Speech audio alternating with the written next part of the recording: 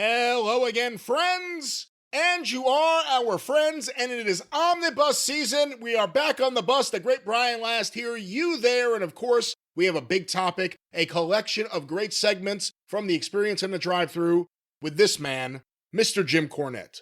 I'm up here now, Brian. Can you see me up here? What are you doing up there? It's a double-decker bus.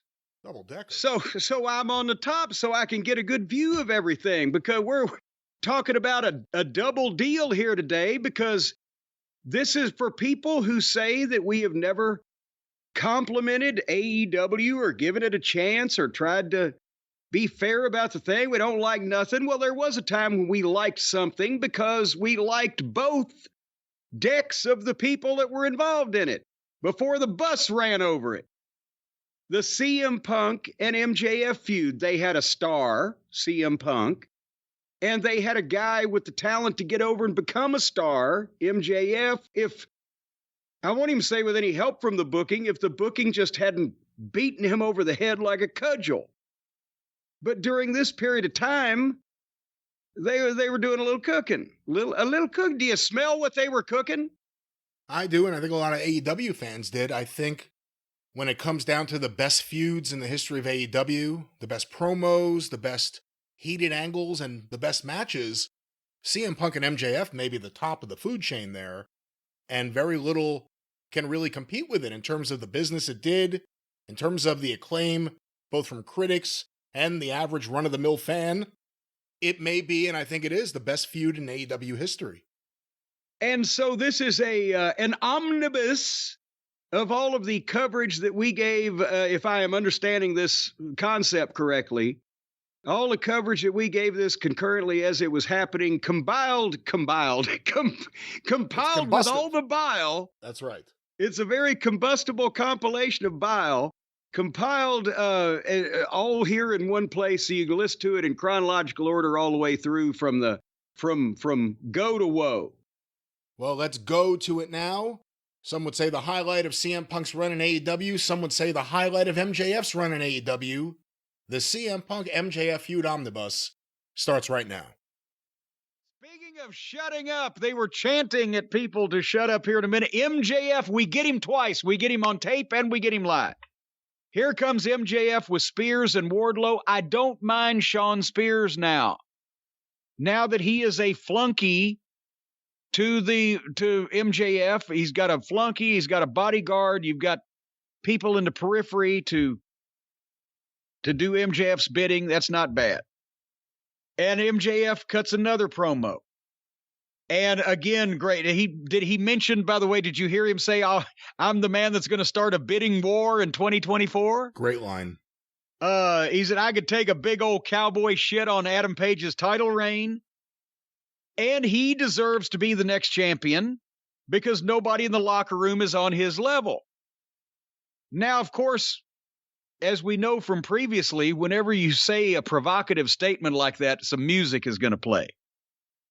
But as soon as MJF said it, like Mussolini with extra cheese, pickles, onions, if you please, put on the bun, the mayo there. I'll eat it and all right, anyway. I don't know. I'm just like Mussolini, but there he can. The people lost their shit, and so did I. MJF and CM Punk. And here comes Punk to the ring, and MJF's got the face like, oh, shit, what the fuck? I don't know whether this was an error. The music dropped abruptly when Punk was stepping in the ring, and it seemed like it shocked us, threw the mood off a little bit, but they got right back into it. They're face to face, but Punk's standing there with his arms crossed. He doesn't have a microphone. He's just looking at MJF. And MJF, nobody says a word. They're already getting a holy shit chant. And then nobody says a word. They get the shut the fuck up chant. And then finally, I thought MJF was great here. This is all he needed to say because he just did the cheesy thing where he kind of got the fake smile and sticks his hand out and introduces himself, says Maxwell. And Punk just has his arms crossed, looks at the hand, looks at MJF, looks at the scene, and just scoff laughs and turns and walks out on him and left MJF with shit on his face. That's the way that you start a program, by insulting or offending or embarrassing a heel. You don't grab him and shove his head in the fucking toilet and flush it and give him a swirly. You don't beat him bloody. You don't beat him out of something, some gold championship or some amount of money. You insult him in a personal way like that. And now, of course, the ball is in MJF's court to be a snot about the whole thing. But that's the way you start a program, by embarrassing a heel. So now he wants to do something about it. But Punk has not by any means, gotten his revenge for something that hadn't even been done yet. But he's not beaten MJF up. He's not fucking taking heat off of him by just treating him like a fucking, flunky. So the personal insult, that was, and Punk didn't have to say a goddamn word. That was great. What a segment. Again, they vacillate. How's that for a word? From positive to negative at polar opposites. Your thoughts? I thought this was excellent. MJF was delivering a great promo, and then the moment. It's really all about that moment when the music hits and the people pop, and it was the pop for Punk. And I felt it was also the pop for, okay, this is interesting. Yeah. Here's two guys it's the pop for they like who is going to interact in the ring with each other. Yeah. And I thought Punk played it perfectly. Punk has a 1,000 batting average so far in AEW. He has been spectacular in everything he's done. Spectacular by being simple. Yes. I mean, this whole thing was so simple and so compelling, and very little was said. And I have a hard time thinking anyone saw this and can't wait to see what's going to happen next, because they didn't give anything away. We don't know what the hell's going to happen. And it was so simple. I hope they don't rush this, because this has the potential to be something special, because these are two top tier personalities in AEW. Punk's the biggest star they have, and MJF's the biggest star they have for the future. I'm really looking forward to this. And not only can they not rush it, I hope, but also this is what the benefit was to MJF getting involved with Brian Pillman Jr. It did elevate temporarily Brian Pillman Jr. to be involved in something like that, to have spotlight on him as a single, to be involved with a guy like MJF that people do take as an upper card guy. If they'd have followed up on that momentum with then giving Brian a few wins after the program was over with and involving him in something he could come out on top of, that would have been great. But that's unfortunately too advanced booking for our amateur booker of the year. So he dropped the ball on Pillman, but at the same time, you needed MJ, because MJF had been swirled and flushed down the toilet, literally, and he needed to beat Brian Pillman Jr., then go to Darby Allin, and he obviously needed to come out on top of Darby, but Darby looks better. And there's still an issue between them that you can revisit. But now that MJF has come out on top of two guys, clearly, I mean, obviously he cheated, but he's clearly beat him by cheating because he's a heel. And now he's ready for a top guy. If they'd have started with this and Punk before Pillman and Darby, then yes, the promos would have been great, but not a lot of anticipation maybe for the match, because MJF would have still been seen as the fucking dipshit that was treated like a goof by Chris Jericho. Now he's got some momentum going. I hope they don't rush it. And also, for fuck's sake, if any match they've ever had calls for a rematch to be envisioned before the first match even happens, it's this. Because, I mean, we could sit here and think about it and go up and down the pros and the cons, but I don't see MJF bumping his head on the ceiling that is CM Punk and then getting, knocked back down. But at the same time, I don't see MJF getting the last word on CM Punk and CM Punk not getting a comeback. So I think there ought to be some way here where they can split wins on a series of 2 matches. I don't know who comes first, who comes at whatever. I mean, he still doesn't have a pinfall loss, right, MJF? Well, I don't know what they've counted in those lights out matches, or if they pinfall though, pinfall. Actually, yeah, pinfall. that's what I'm saying. I don't think he's been pinned, and I don't know what his exact record is or whatever. But defeat wise, especially cleanly and clearly, no, he's still pretty untainted. So that's what I'm saying is that there ought to be some way that they can orchestrate this where you could get each guy to win one and lose one and then leave it open, see what happens. Because that way you've established that neither guy is dominant, but neither guy is also worse, is lesser. So that automatically brings MJF up a notch. I mean, I don't know that Punk's going to be able to get any more over in his fucking lifetime unless he cures cancer. But anyway, that's something to think about. Wednesday night, the night before Thanksgiving, they're in Chicago, Illinois. Where do you gotta start? Where do you gotta start, Brian? I'm not going to sing it. Like Mussolini and extra cheese, pickles, onions, if you please. Put it on the bun, the mayo there. I'll eat it in my underwear. Oh, come on, enough. I'm the cult of meat with extra cheese. The cult of meat with extra cheese. The cult of meat with extra cheese. Now with tomato. Oh, I didn't expect that.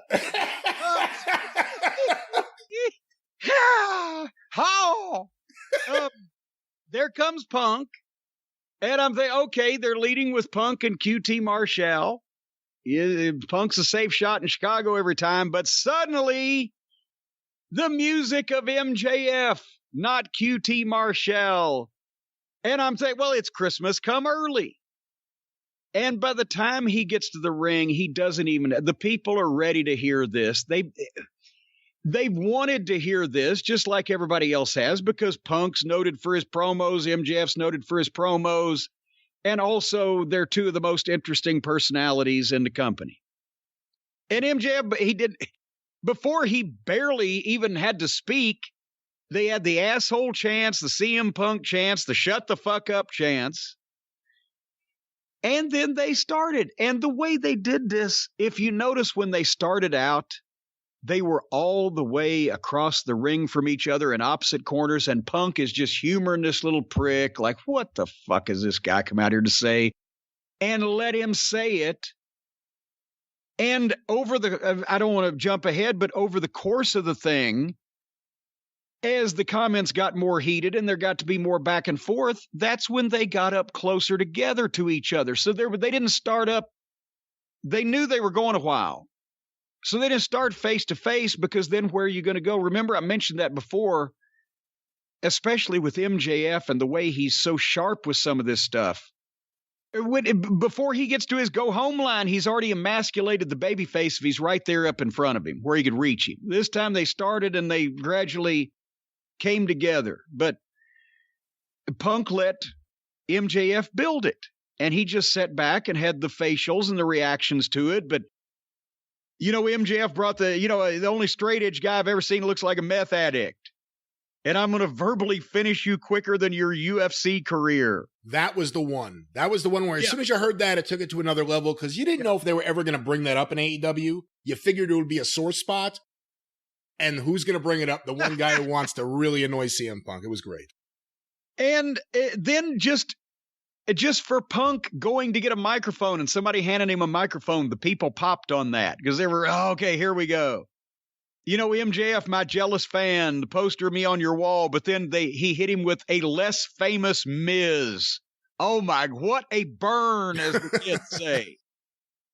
And great reactions. Yes. From both guys throughout the whole thing. Very different reactions, but the camera was on their faces and you got to see the reactions and it was perfect. And it was like, obviously, both these guys, you couldn't it wasn't obvious that you couldn't see a mile away that somebody had written this down or even that they had written it down and practiced it. It seemed off the cuff, spontaneous, two guys trying to blister each other as best they could and keep up their respective reputations with that.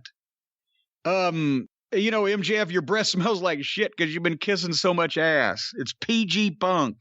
And then he starts comparing him to John Cena. But I did think that it was, ironic, funny, preposterous, whatever, that in front of this crowd, being compared to the biggest star that the wrestling business has made in the last 15 years is bad. It's the representation. But it's what he represents. It's just where everybody was in the scheme of things. But anyway, as they wound up and got worked up and got closer to each other, and MJF says, you're nothing more than second best. That's all you've ever been. And, I'm better than you and you know it. And then Punk comes back, instead of being mad and yelling at him and pissed off, he said, you're right. You're right. At first, I didn't know if they'd still give a shit. I didn't know if I still had it. I might have been, but I'm not scared anymore, and I'm not unsure anymore, whatever, and I'm not scared of you. And I'll let you make the New York Times again, this time in the obituaries. And then he told him off and escalated it again. Replaced as one of the four pillars by Britt Baker. And then the only way that you'll ever be number one is if Tony has a daughter and you marry her. And I even saw somebody complaining that they spent too much time talking about the other company. I saw a lot of that, and I think in a lot of cases in wrestling, it's a real thing. Like an Impact, don't talk about WWE, it makes you look small, but that wasn't what this was. No. These guys didn't ignore the obvious, the things that everyone in that audience knew about. And by bringing all that stuff up, it made it all seem more real. Yeah. You believed what they were saying. These are things you may not necessarily think you would ever hear on a wrestling show, which is why you got some of those reactions. I think anyone who had a problem with them talking about, they didn't just go out there and yell WWF, WWE, excuse me. But they referenced things that everyone knows about. It made perfect sense. Yes. And they reference a place that he's been, and they referenced all those fans know what's going on, and they know the relationships, and they know the track records, and it was good stuff. And like you said, it made it seem real. And then after if you marry Tony's daughter, here now, the laundry starts coming off, and Punk offered to punch MJF in his needle dick. And so they start doing here comes the scarf, and here comes the jacket, and here comes the blah, blah, blah. And then MJF rolls out and takes off like a heel. Fuck. We ain't going to get to see it now, but we want to see it.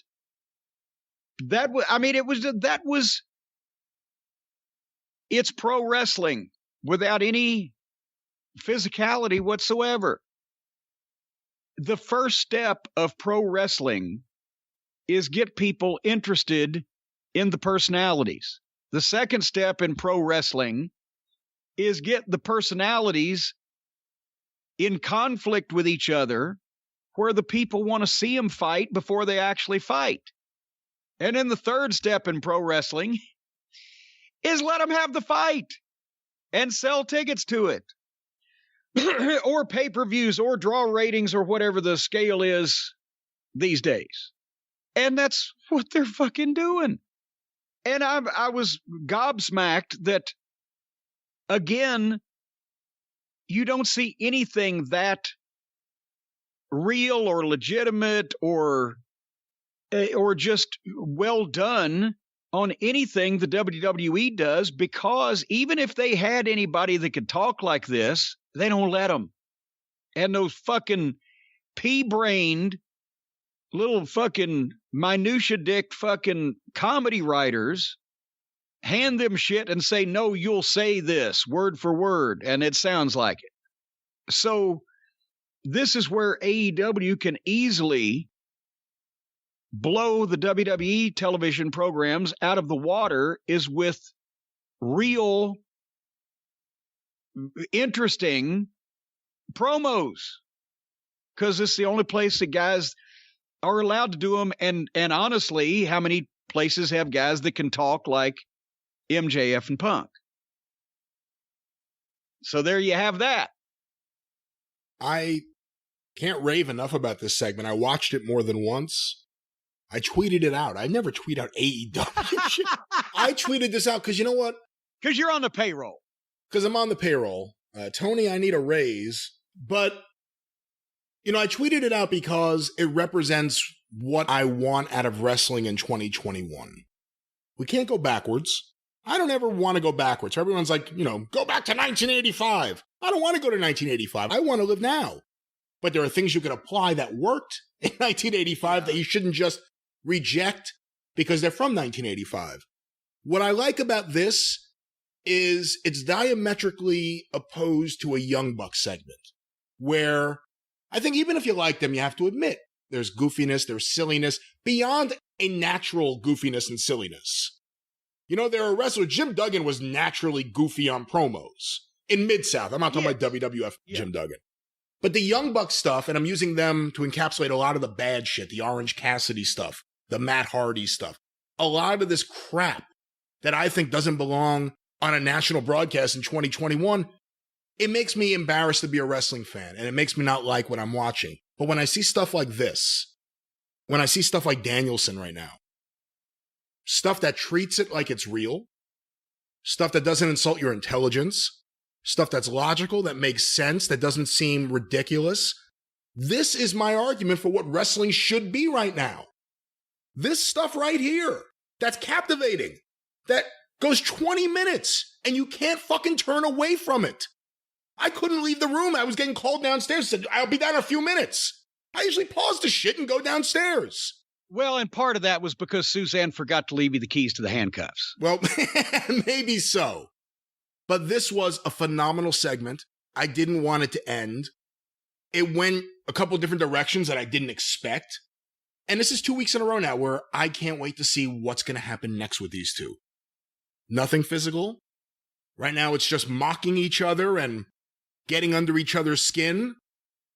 Draw this out. We said last time, don't rush it. You got something special here. You got the biggest star in that company. I would argue the biggest star in the entire wrestling business right now. Versus the next biggest star in AEW, quite frankly. This is a special moment and a special feud. And so far, 2 weeks in, it's been great. And to me, it perfectly shows what I think wrestling in 2021, in terms of the angles and interviews and segments outside of the matches, this is what I think it should be. Everything can't be this, but everything can have the tone of this. Well, yeah, and you mentioned it's real, so it would work in any time period. In the 80s, they would have been yelling at each other about, well, I beat so-and-so, and I beat so-and-so, and I beat, well, you cheated to beat me. And they would have been talking about the finish of something or their record like that was completely legitimate. The people would have been with it because they thought it was.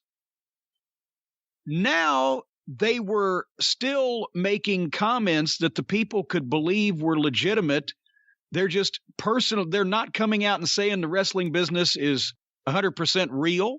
And they're not coming out and saying that the wrestling business is 100% work or anything in between. They are making it personal. And each one of them is, well, not each one of them. Punk isn't jealous of MJF, but MJF, the heel, is jealous of Punk and trying to get over him. So it's instead of, in the storyline context, instead of fighting over a championship or being screwed in a finish or whatever and treating the business that way, they treat the business still seriously as a competition amongst who's going to be the biggest star and who can get over, and they don't mention anything that would buzzkill you and take you out of the moment and remind you that wrestling is a work. So it's just a little different way of approaching two guys having a problem with each other. And they're doing it in a worked environment where you can still believe there's some animosity. And because one thing that fans know is that there actually is legitimate animosity in a lot of cases amongst guys who want to occupy the same spot, whether the endeavor that they're participating in is work or not. So, yeah, this could be modern wrestling. We've heard from so many people from interviews, from different things, from wrestlers who work there, that Tony loves Mid-South Wrestling. Early on, remember we heard that this is going to be like a modern version of Mid-South Wrestling. Yes, which was why I was so particularly offended after hearing that when I saw the legless boy and whatever. This and Danielson the last few weeks, this is Mid-South Wrestling in 2021. Yes. Yep. So I think it's important to note that because there's still a lot of other really bad shit. There's a lot of other shit that's improving. There's a lot of other people who may right now be doing something to hold them over until the next thing, but there's still bad shit. But the good shit in AEW right now is the best shit in years.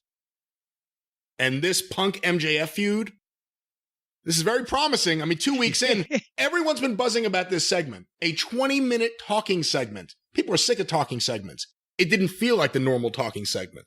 No, as a matter of fact, and we're not over with Punk's business yet, but when I speed searched through the commercial, which that's really the only time I used the speed search this week, when I went through the commercial and came back, that's when I realized, my God, we're almost half an hour into this show and it's flown by. And then they had the Punk. Go ahead. Well, I was going to say, and this goes into the next thing, but what I was going to say is, it's really an interesting dynamic right now because AEW, Tony Khan's from Illinois, and they go to Chicago a lot. And it creates a really cool dynamic you don't get any more in wrestling because everything's a national touring company. You get a home field advantage for Punk. You got a local audience cheering a local guy multiple times a year on national TV. We haven't had that in a while. You know, I mean, I know it sounds like a silly thing, but we never get that. We never get a hometown flavor on a national wrestling show, and we're getting it all the time now with Punk in Chicago. It's kind of cool. And if the WWE guys do happen to visit their hometown, if anybody knows that they're from that town, they generally get bent over and pissed on and have mud slung in their faces. Kiss my egg. Gobbledygook. Next on the program in the Parade of Champions was the other match that I referred to momentarily. Lee Moriarty, the arch nemesis of Sherlock Holmes and his faithful companion, Dr. Watson, grappled with CM Punk. Brian, you want to do it with me? Nope. I don't want you to do it, actually. Look on my plate. What do you see? The cult of meat with extra cheese. Oh, I want a burger, American cheese, pickles, onions, if you please, 'cause I'm the cult of meat with extra cheese. Like it good and greasy, fresh out the pan.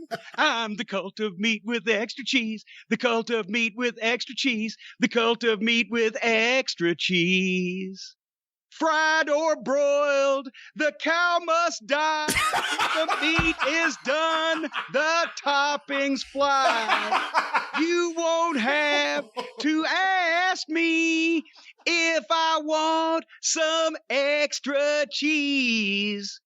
Now with tomato and bacon too. Not a drop of mustard there, you fool, 'cause I'm the cult of meat with extra cheese.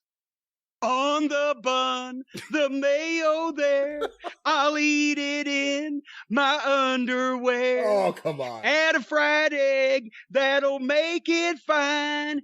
You can tell that burger's mine. I need that burger, hand it to me, 'cause that's the one with meat and extra cheese. It's the one with meat and extra cheese. I always wonder what you do with your spare time, and now I have a better idea. I think the best line is the cow must die. The cow must die. Broiled or fried? All right, anyway, so what we had here... what we had here was a babyface match. And they even did a little fucking clip, a package, etc., to show that Lee Moriarty is just a babyface, just a nice guy. You don't want to see anything bad happen to him. So this isn't going to be as fun, I wrote at the top as most Punk matches because he's so brilliant when he has a heel. If he's working with an underneath guy and it's a heel, then he's got stooges at ringside or they can cheat or whatever. Before the match starts, MJF's music plays. He does come out and goes to the desk for color. And that was, again, he's effortless on color. He has a vocabulary, imagine that, and a great delivery. But the longer I watched the match, the string is broken. I have to be honest. They started with mat wrestling, the counters, the reversals, the arm drags. It was even, if not advantage, Moriarty, so that MJF can knock Punk. Well, look at him. He can't even, fucking handle Moriarty. How's he going to handle me, etc.? And that was fine, especially early in the match. And then Punk got a little more aggressive and took over clearly going into the break. But when they came back from the break, Moriarty's the one that had just hit a false finish. And then Punk missed a knee to the buckle, and he was getting the shit kicked out of him. And at that point, I'm saying I'm not enjoying Moriarty getting this much offense. There's a difference in telling the story so that, MJF can mock him a little bit, and then Punk comes back and cleans things up when he gets the opening. Moriarty gets a crossface on him, and Punk has to get a rope break. And Punk gives Moriarty a Frankensteiner off the top rope. Moriarty rolls through for a sunset flip. And finally, Punk hit a roundhouse kick and dropped Moriarty. And I thought, okay, boom, there it is. And now he's taken over. And MJF, even at that point, why has this lasted this long? And that was my comment as well. And then as soon as he knocked him out with a roundhouse kick, Moriarty had taken back over and got a 2 count. And then they went for something, and Punk reversed it, picked him up, hit the GTS boom 1, 2, 3. But it was, as Aunt Lola used to say, by the skin of his teeth. This is the first one I haven't liked. I think it's because it was a babyface match, and I think it's because it went on too long. You can tell the story that Punk is either a slow starter or he's still getting back in shape or whatever, or you can, because there's no animosity here, he's not really turning it on and trying to hurt this guy, and MJF can make fun of that. But and I'm not even indicting Lee Moriarty as a talent, but he has not been portrayed at anywhere near the level of his opponent here. And it was too close for too long. And I wonder, in trying to tell this story that MJF is telling, to whether Punk is in shape or whether he still got it or whatever the case, that they aren't giving people evidence, whether true or not, that Punk doesn't still have it anymore. What do you think? Maybe that's part of the story, is what I think. Because there's no other excuse for it. It's been too often. It's been every match. He's not finishing anyone off. At the same time, Danielson's kicking people's heads in the earlier segment, or sometimes a segment after this. It has to be part of a story. And if that's the case, I guess we have to see where it goes, because right now, that part of it doesn't make too much sense while he's feuding with a MJF, or while he's having a series with, or a little program, wasn't a series, it was one match with Darby Allin, that he can't finish anyone quickly. He's not finishing anyone quickly. I got no problem with him having these competitive matches. I like the Daniel Garcia one, a few of the other ones. But I feel like with Lee Moriarty, here's a guy who we just never saw. He showed up on TV, at least I hadn't on TV. Showed up with showed up with Matt Sydal a few weeks ago. We haven't seen Matt Sydal since, and then all of a sudden he's here in this match. It was good. I thought MJF was really good on commentary, and I'm intrigued by the MJF Punk stuff, but on one hand, should have been quicker, probably. On the other hand, considering what else was on this show, I could see why they were drawing some of these things out. But then don't make him wrestle a babyface where he just has to get out wrestled. Let him show vulnerability to a heel who cheats somewhat. It's a different context. And I understand it's a story. And I'm not even saying I'm hating the story. I'm saying they're doing a good enough job telling the story that people may end up buying that Punk doesn't have it anymore if they don't be careful. Because, again, when he has an excuse, the other guy cheated to get an advantage or whatever, he's got stooges at ringside or etc., rather than just being out-wrestled by an underneath guy, at least if he's going to be out-wrestled by somebody, let him be out-wrestled by Bobby Fish, whose gimmick is that he's a fucking fighter. Anyway, after that match, MJF started coming down the entrance aisle and cutting a promo on Punk and talking about him struggling to beat QT Marshall and Lee Moriarty. And what are the jokes about him going after Britt Baker? Is this something from YouTube or something on their auxiliary programming that I'm not? I don't think so, only because I don't think Punk's really doing a lot of the bullshit stuff. I could be wrong, but I thought it was just alluding to Punk making comments in various promos on TV. You make a guy feel like Britt Baker, and I think it was another Britt Baker line, so it was public and it was on TV. At least that's the way I took it. Yeah, well, and there was another Britt Baker line, because she was one of the four pillars instead of MJF. Right. Yeah, that's right. Yeah. But anyway, Punk responded, I love Larry David's pajamas MJF was wearing. And then basically, well, bring your needle dick in the ring.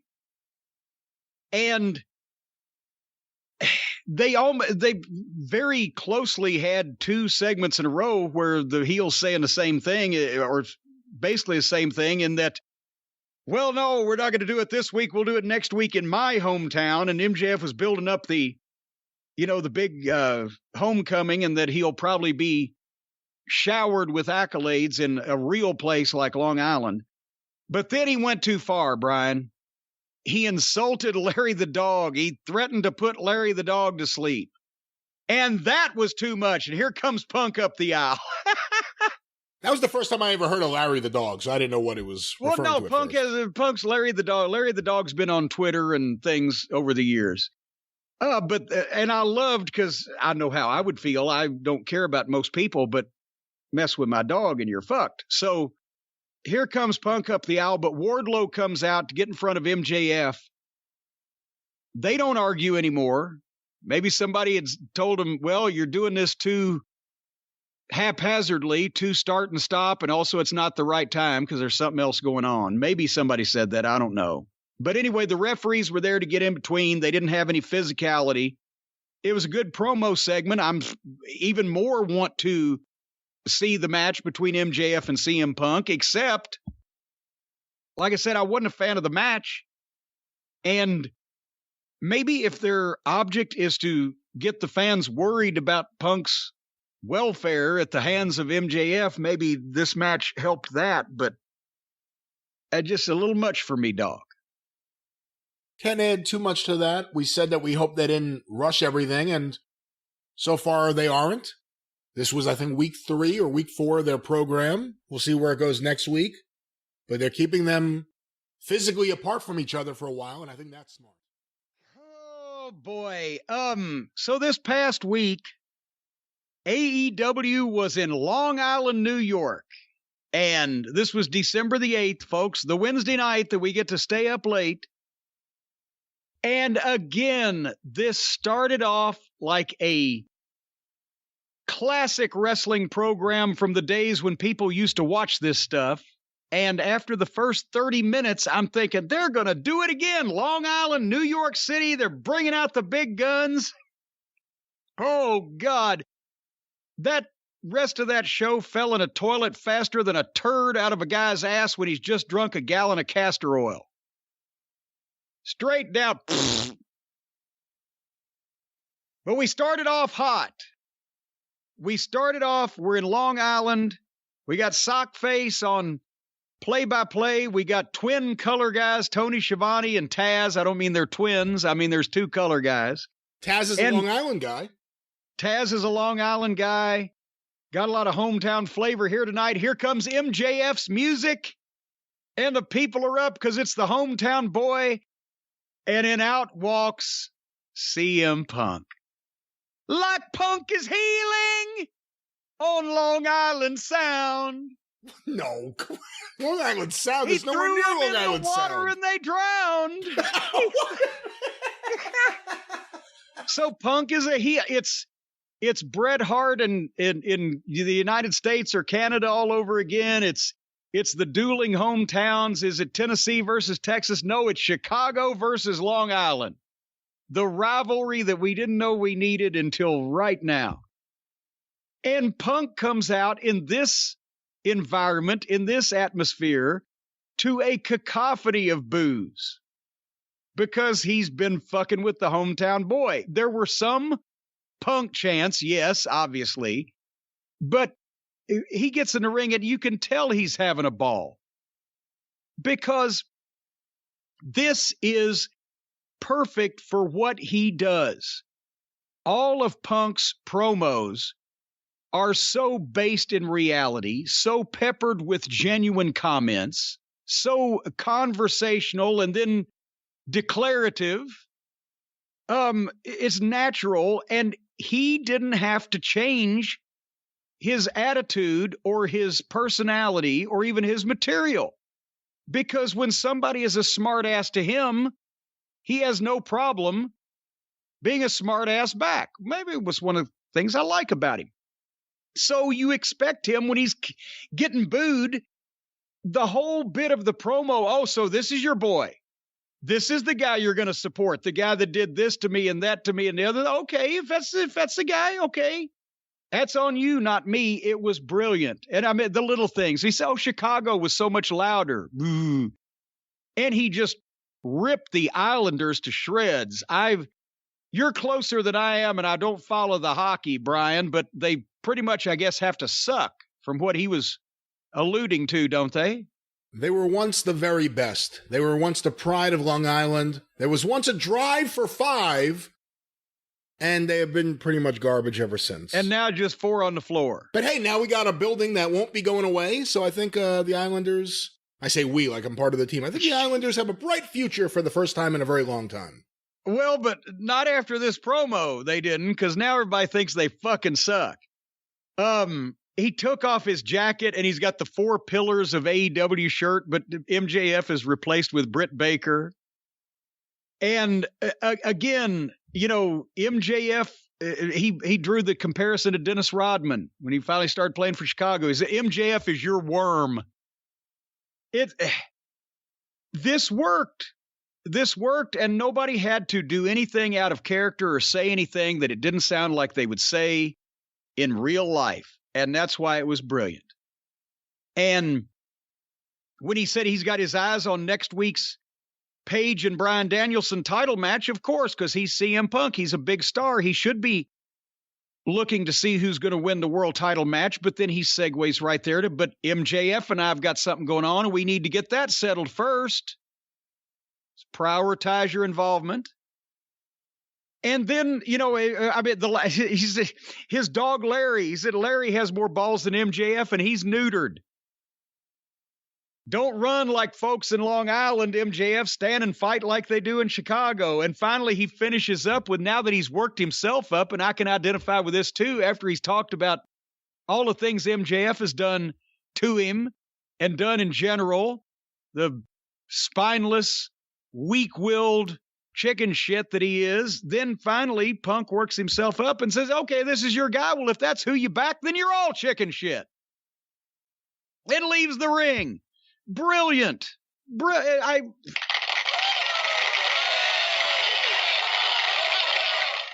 There has not been a segment of wrestling television on anything the WWE has produced that has been as good as the Punk segments and a few of these others that we have praised to the heavens, because it looks like it belongs on a wrestling show and somebody didn't script it and lay it out and and somebody means something.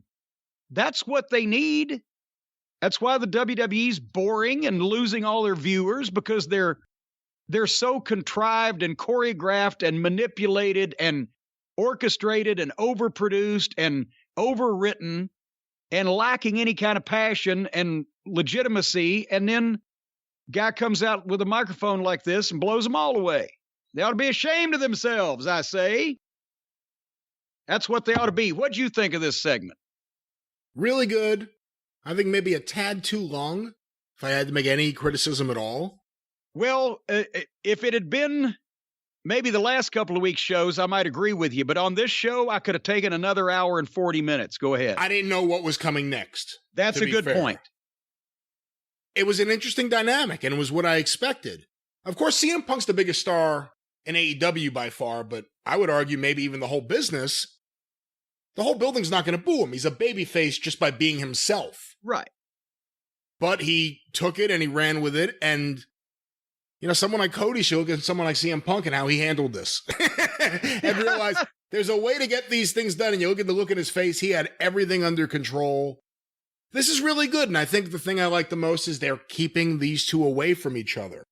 They're promoing even at each other, but each week there's another escalation of this feud and nothing is gotten. It's not like week 1 promo, week 2 promo, week 3 car accident, week 4 he's back.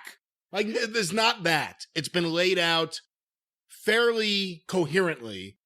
And like you said, the Punk segments have been the best. Punk and Kingston was fantastic. The Punk and MJF stuff has been really good. Punk and Darby was good. This is not one of the parts of the show that's a problem at all. Well, and we're getting to those, but we still had some good stuff. Kind of.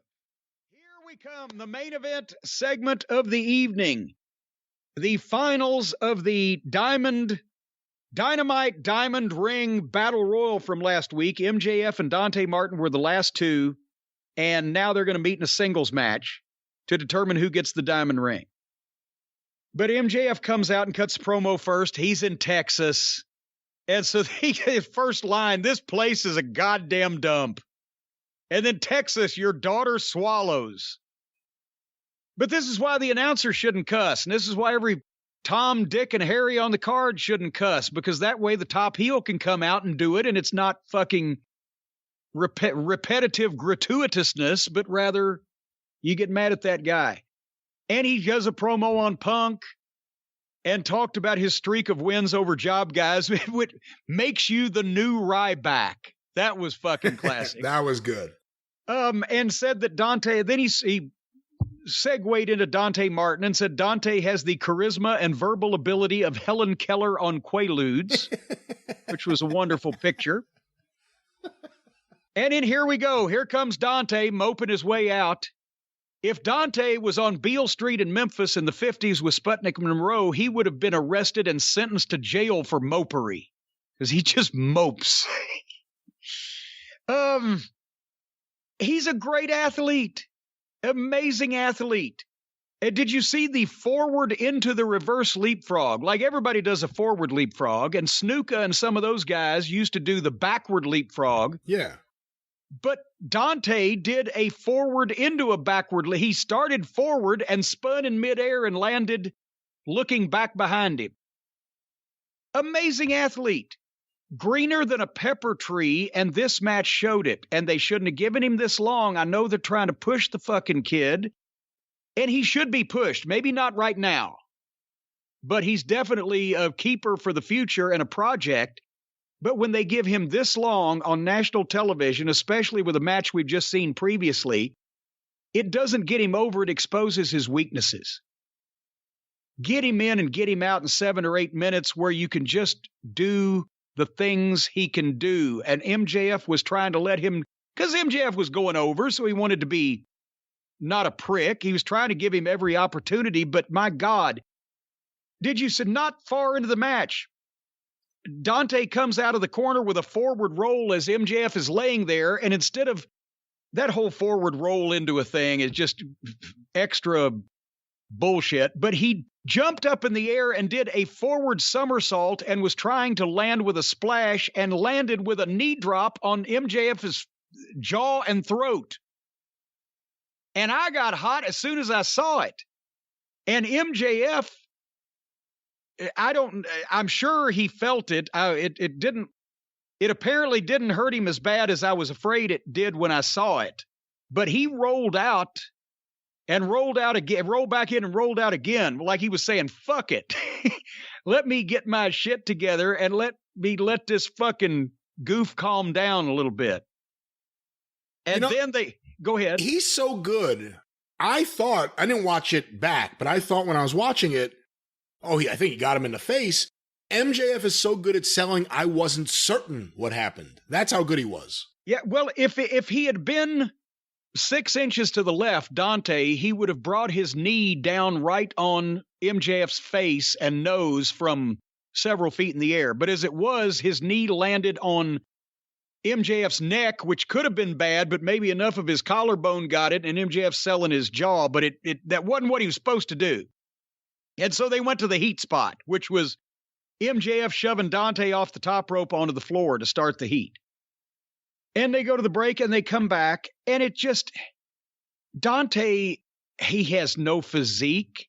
He has no fire to his facials or to his body language. A monotone face. I mean, Gargano looks like a goddamn silent movie actor compared to fucking Dante. He hit multiple dives.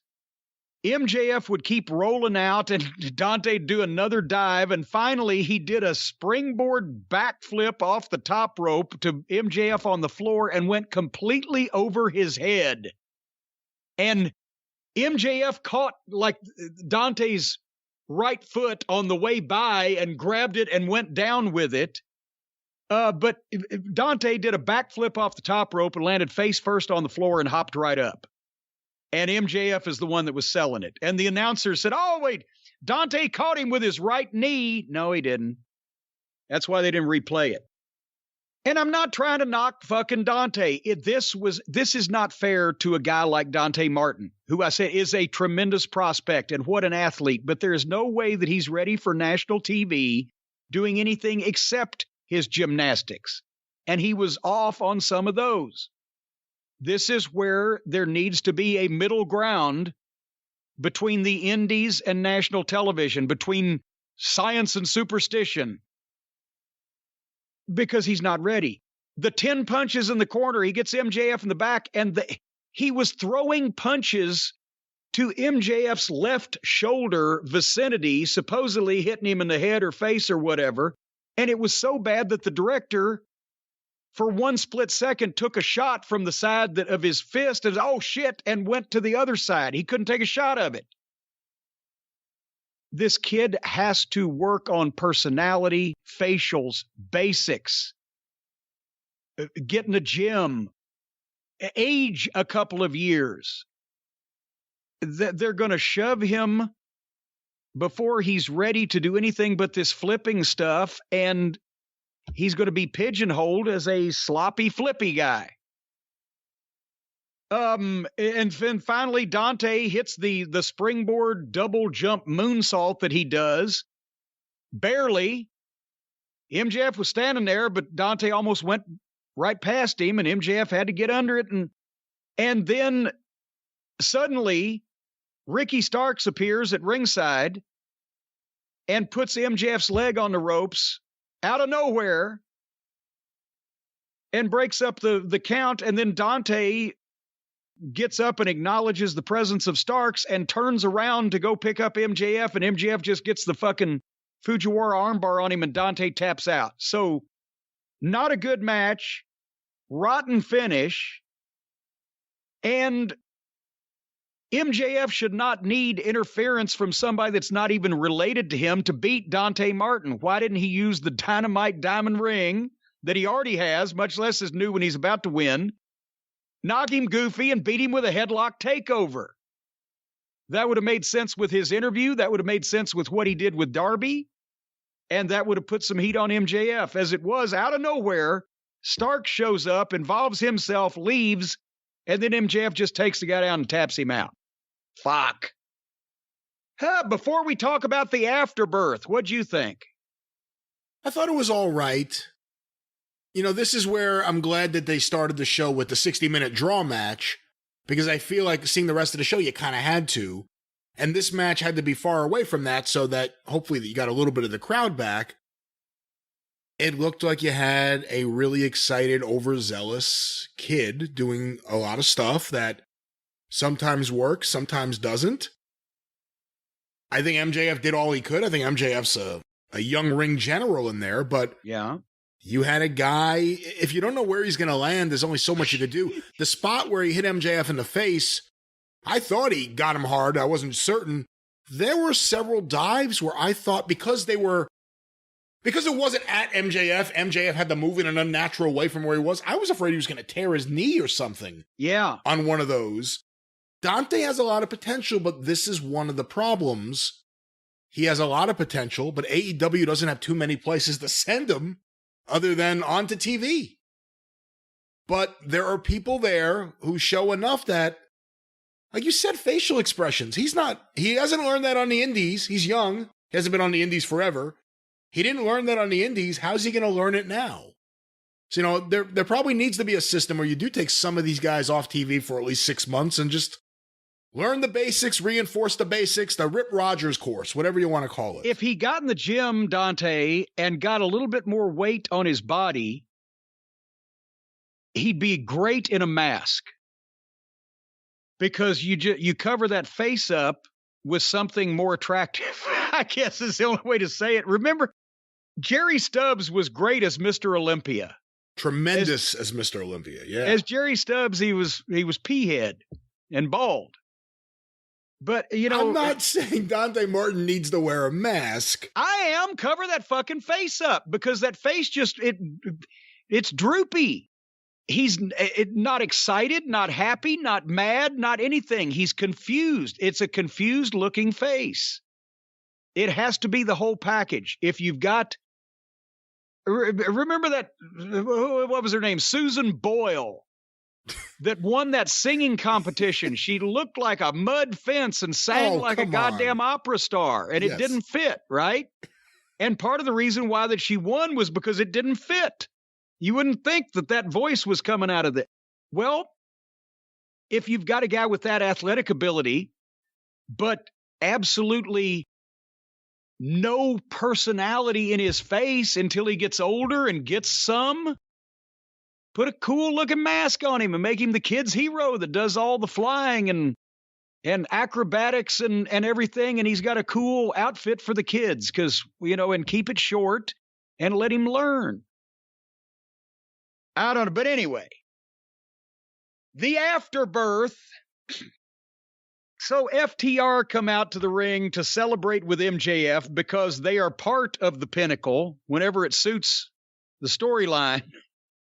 Even though Wardlow and Spears didn't come out, and there's no Tully, but FTR came out to pick MJF up and celebrate in the ring so that we could have a blackout. And after what happened last week, everybody was thinking, well, this is the Briscoes.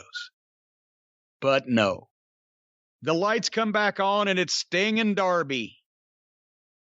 And they have a big fight, and finally the numbers advantage takes over, and the heels are kicking the shit out of them, and then suddenly, like Mussolini,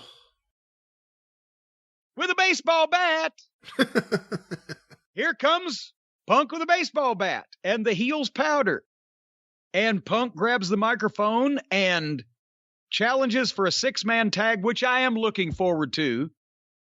FTR and MJF against Darby, Sting, and Punk next week. And because I was afraid they were teasing that Sting and Tully were actually going to be getting at it. But that'll be a good 6-man and a nice ratings thing. Of course, I sense FTR getting a shit kicked out of them again.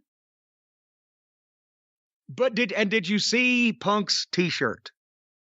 You talking about the t-shirt for women's rights? Yes. Or women's health? What am I supposed to say? Women, well, basically reproductive rights. Common sense. Yes. And medicine over superstition. We could just say it like that. He's in Texas. I used to live there. I have friends in Texas. I love many of the places and things in Texas, but there's a lot of fucking redneck Republican assholes. And that's where they're starting the groundswell of trying to deny women across the country their reproductive rights on behalf of an invisible, fictitious supreme being. So Punk hits the ring in Texas to make the babyface save and challenge for next week wearing a T-shirt with a diagram of the fallopian tubes or whatever, and the thing says, you get your own and then tell it what to do. And I have to think, and let's face it, the AEW crowd, one thing you can say, it's a younger crowd, so they're probably all predominantly, I won't say pro-choice and pro-life, I will say pro-medicine and anti-medicine. They're probably all pro-medicine. But I have to I just love the finger to the general Texas society that feels like we should all be living back in the fucking dark ages. So that was a nice little thing to see on the way out. The main event of the evening, a 6-man tag with half an hour left in the show. It's a Christmas present. The big entrances, everybody got their big entrances. FTR and MJF against Sting, Darby Allin, and like Mussolini on LSD, CM Punk. A couple of observations. Great sign, MJF stole Christmas. But again, as we've established, they bring signs because they remember the Attitude Era and everybody wanted to be part of the show. FTR's AAA belts look like license plates for a 36 Packard. And I enjoyed, even though obviously we just did a segment here on how I thought face paint was overdone in wrestling 30 years ago, Punk comes out last with the Sting tights and his face painted in solidarity with Sting and Darby Allin, and does the Sting howl instead of it's clobbering time. Straight out of the Dusty Rhodes playbook. If he was in a 6-man with the Road Warriors, he'd wear the spiked shoulder pads and the face paint. If he was in a 6-man with the Rock and Roll Express, he'd wear the bandanas and blah, blah, blah. So that's, and in Greensboro, because obviously the people there are going to be even more, what's the word I'm searching for, more sympathetic and warm towards Sting because that was his coming out party and he's been there so many times over so many years, blah, blah, blah. And it had to be a thrill for FTR to work with Sting in Greensboro because they're North Carolina boys. But besides that, was this the best 6-man tag that AEW has yet ever presented?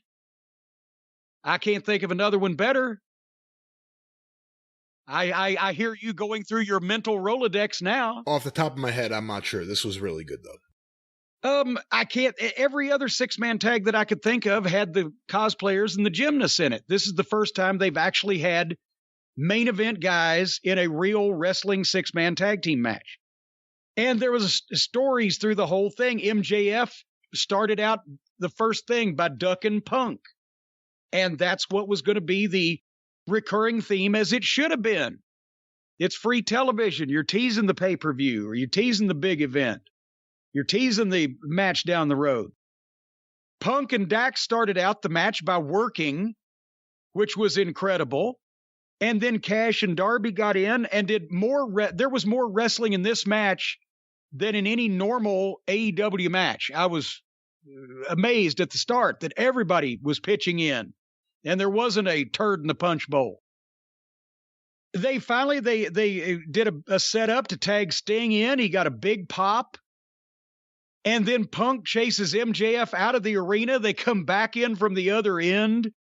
The people wanted to see Punk get his hands on MJF. But at that point, that spot was to end up with all the heels on the floor there to set up Darby coming. You can't even call it a dive. He did a flying body block through the ropes on all 3 heels and bounced off of them. You heard the smack of the meat in the flesh. And it looked like a pinball going into fucking, the heels. Boom. It was great. And that was a break spot. And I'll buy that. That was fucking great. And by the time they'd come back from the break, they had stopped Darby Allin for a set of heat on him, and they were kicking the shit out of him.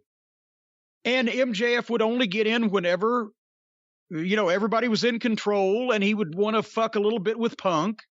But the heels were working like heels here. And they even built body slams. They slammed Darby Allin numerous times, just regular slams. And then Cash goes to do it, and Darby small packages him and makes a bit of a false comeback because he got a big pop with just one body slam. And then he tags Sting for the real comeback. So they actually not only got a nice little false comeback, and he gets a pop with a body slam from an AEW crowd, but then hot tag Sting, and Sting makes a real comeback. And then the heels fed for it perfectly, and it was an extended comeback. Then he gets the Scorpion, and MJF comes and stops him from behind, and they go to the break again. It was fucking brilliant. They come back. Now they've got Sting down there getting some heat on him. But then they do the deal, which it's a little comedic for me, but it works because it's Sting. And in Greensboro, even though he had to position himself because he didn't really get it the first time, but he did the thing where they have the double knockout and he's woozy and he falls over and headbutts MJF in the nuts. And then kind of gave a tag to Punk. It could have been hotter, but poor Punk leaped up. I think he was going to springboard off the top rope, but his foot slipped. So he recovered and just landed on his feet in the ring and made a double comeback on FTR. So great save. Couple of false finishes. And then FTR stops him on the turnbuckle and they hit their superplex and big splash off the top for a 2 count, which was close. MJF had disappeared by this point. He's hiding. Cash and Darby took a great bump over the top rope.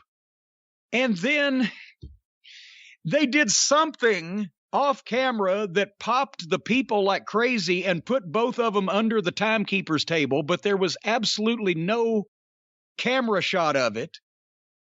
Brian, remember when I've said that one of the producer's jobs is you have to go over the match that besides the fact of giving them the finish and making sure they're not doing anything stupid, once they've got their match, then you have to hear it because you got to be in the truck to tell the director what's coming up if it's something crazy. And the reason why that camera shots are missed on these things is because one of two things. Either the guys don't bother to tell the producer or the producer forgets and doesn't tell the director. And that's why you get no shot of this off-brand shit because nobody expects it to be coming up. So they need to tighten that shit up. But Dax and Punk are in the ring trading. And then FTR hit their finish on Punk, but Sting made the save. And then MJF is back, and he DDTs Sting, but Sting no-sells it and nuts MJF on the ropes. And then I know they're trying to give Sting all these big spots, but Sting ran MJF across the ring and hip-tossed him over the top rope where FTR was waiting to catch him. But you can't... If you're going to hip-toss somebody over the top rope, you have to hip-toss them over the top rope. Because that turns them. If they dive on their own and they're still trying to be hip-tossed, if you don't put any oomph behind the hip-toss, they're just going over head first, which is what happened. He went head first over MJF or over FTR and almost landed head first on the floor. They broke his fall enough that it didn't break his neck. But do you see what I'm saying with the turn? Sting should have been underneath MJF's left arm with his right hand, and he should have been around MJF's neck with his left hand, and he should have got under him good, so that when MJF jumped, he could have both pushed and turned MJF's head. But as it was, MJF just dove straight over the top rope, and that was a dangerous thing. But having said that, as soon as they determined that MJF was not paralyzed and might walk again someday, Sting comes off the top with a crossbody onto the floor on all three heels, and that got a big pop because fuck, he's 62 and it's Greensboro. And then that was all we got because Punk was lining up MJF for the GTS, but Dax came in and shoved MJF to the floor. And then all three baby faces gave Dax their finishes and beat him 1, 2, 3. A great match. And again, FTR lose again. This time it was the right finish and the perfect result. It's just all those times that they beat FTR with lesser talent in places they shouldn't have been beat that has now made it, instead of this being a big impactful thing, is like, okay, well, we know FTR loses again. Which is why you should give guys credibility before you start having them do jobs to everybody in sight so that when they do start doing some, it means something. Nobody believes FTR is going to win anything these days because they never do, simply because the Hardy Boys are jealous of them and have to prove by a self-fulfilling prophecy that they're not the best tag team in wrestling, even though they are. Your thoughts? I like MJF and FTR together, although I hate them being called MJFTR. I think that's stupid. I hope that doesn't stick. I wasn't crazy about Punk coming out with the face paint, and I get the reference to Dusty doing it when he teamed with the Road Warriors or teamed with Sting. But I don't know, it didn't feel right to me. But, it's a minor thing to kind of pick on here. With the MJF moment where I was scared, I thought he broke his neck there for a second. I looked at it like he was overcompensating for an older wrestler who may or may not be able to do what he was trying to get him to do. Maybe I'm wrong, but that's the way I see it. Well, then don't do the spot, because then it's a rib on yourself. Oh, I'll do this big spot with Sting, and he'll still be walking tomorrow, but I'll be paralyzed. It was good to see MJF do a promo afterwards because it showed that he was alive. So that was good to see. But MJF has heat, and he's great. If he does more with FTR, away from the spears and away from the Tullys, Wardlow if you need to, just because you're building to something eventually. They all wore matching colors. Like, it looked good. It looked right. They aren't that far apart in height.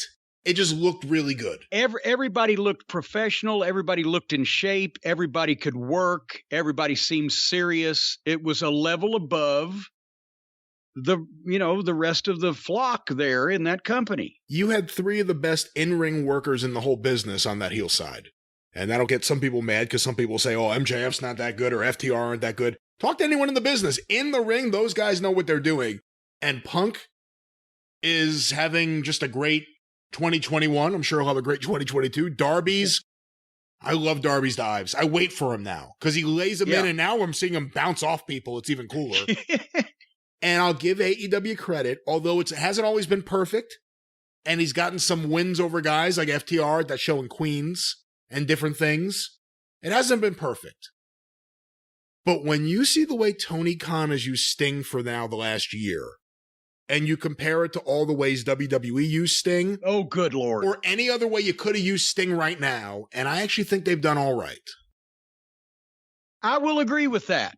I think they could have put a couple of things that he did on pay-per-view instead of free television, because in hindsight, it didn't matter for the ratings that much, but what he has done, for the most part, has been nothing wrong with. And it was a good main event, and, they did a good rating.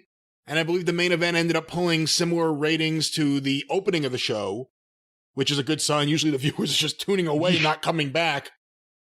But it was a good main event, and it went a while. It went like a half hour. And I've said it before, the serious stuff on these shows work. And if you have more stuff with Punk and MJF, and their aligned wrestlers, and Bryan Danielson and Adam Page and what they got going on and different things, this is the shit that works and that's really good. And that feels like a modern take on the things that worked in classic wrestling. The Bucks and the Best Friends and Adam Cole and all that other shit. It just feels like, I can understand why some people thought that was cute a few years ago, but it feels like everything else is kind of passing that stuff by right now.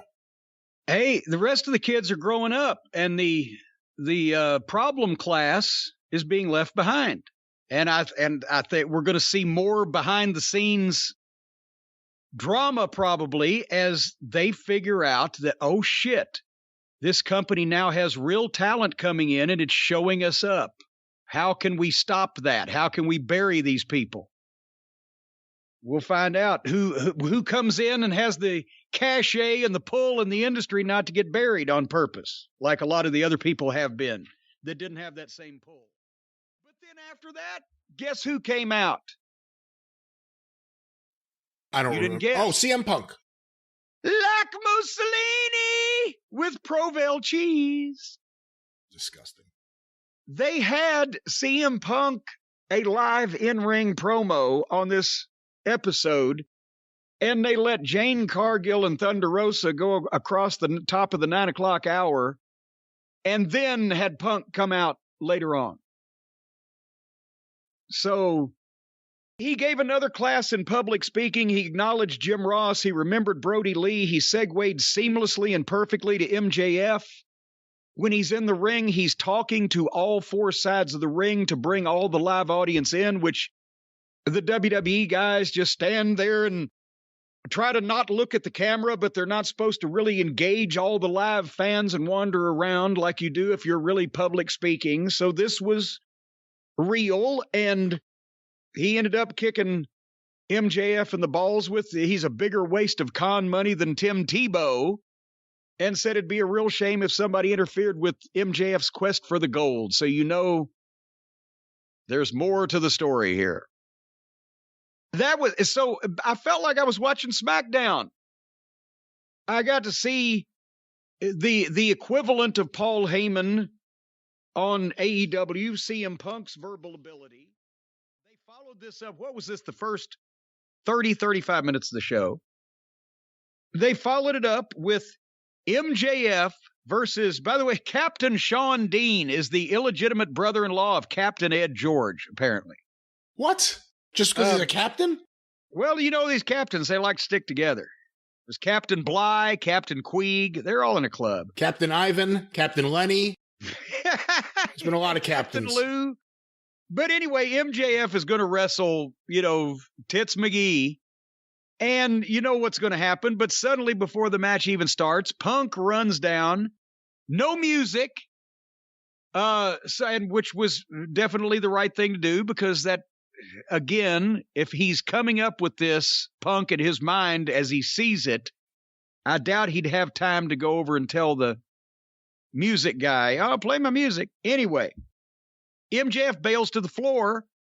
Punk stands there for a minute and then turns around and hits the go to sleep on old Captain Sean Dean, and MJF is disqualified. Perfect. That's an old as the hills fucking wrestling angle, that the goddamn babyface causes the heel to get beat or to lose in some fashion. If they had more actual disqualifications and actual rules so the people would recognize them instantly like the fans did in the old days, then it would have registered quicker. But once the announcement, people got it. And that's basically Punk's. Then they had a long promo battle. MJF in the entranceway and Punk in the ring. And Punk's thing is, this is what's going to happen every time until you get in the ring with me, you little bitch. And then they knock each other back and forth, drumming up interest in them having a match. And, MJF says, unlike you, Roddy Piper was talented enough to main event WrestleMania, and if I don't get proper respect here, I may be main eventing too, or whatever the fuck. And then Punk said, yeah, you can main event night 4 of a buy one, get one free extravaganza. And again, they're not referencing putting over another company as much as they are taking inside digs at each other like guys in the business would, saying shit like that to each other. And then finally MJF says, well, you want the goddamn match? Well, next week it's CM Punk versus Wardlow. Oh boy, here we go. And Punk accepts, of course, because eventually MJF is going to run out of people to hide behind and he's going to put him to sleep. But next week, I can't wait to see what Punk does with Wardlow.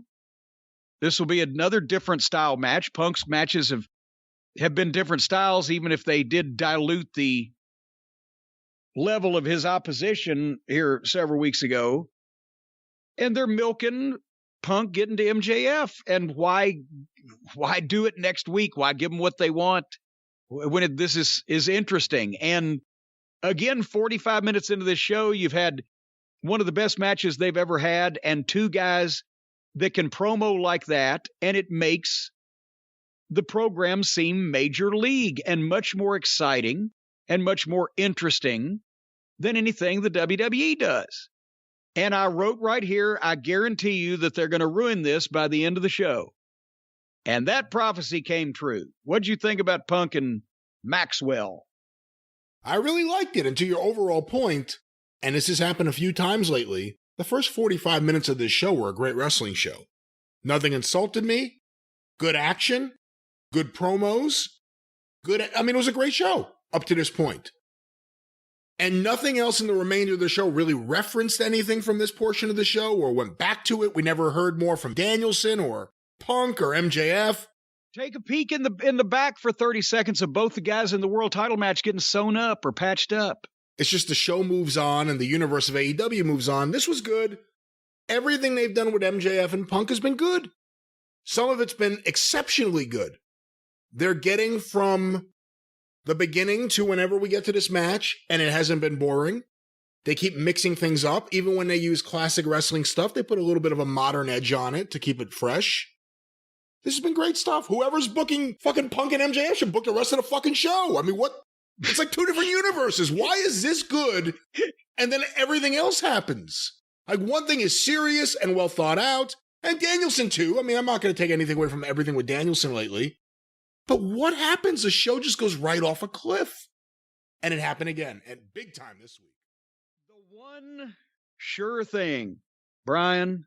The one sure thing. The one person we know ain't going to disappoint us. The one person that we know is always going to deliver. The one person that we know everything is going to make sense. Wardlow with MJF versus like Mussolini. I got to sneeze. CM Punk and Wardlow. Wardlow looks fantastic. He looks even better physically, and he's got new gear. He looks like a star.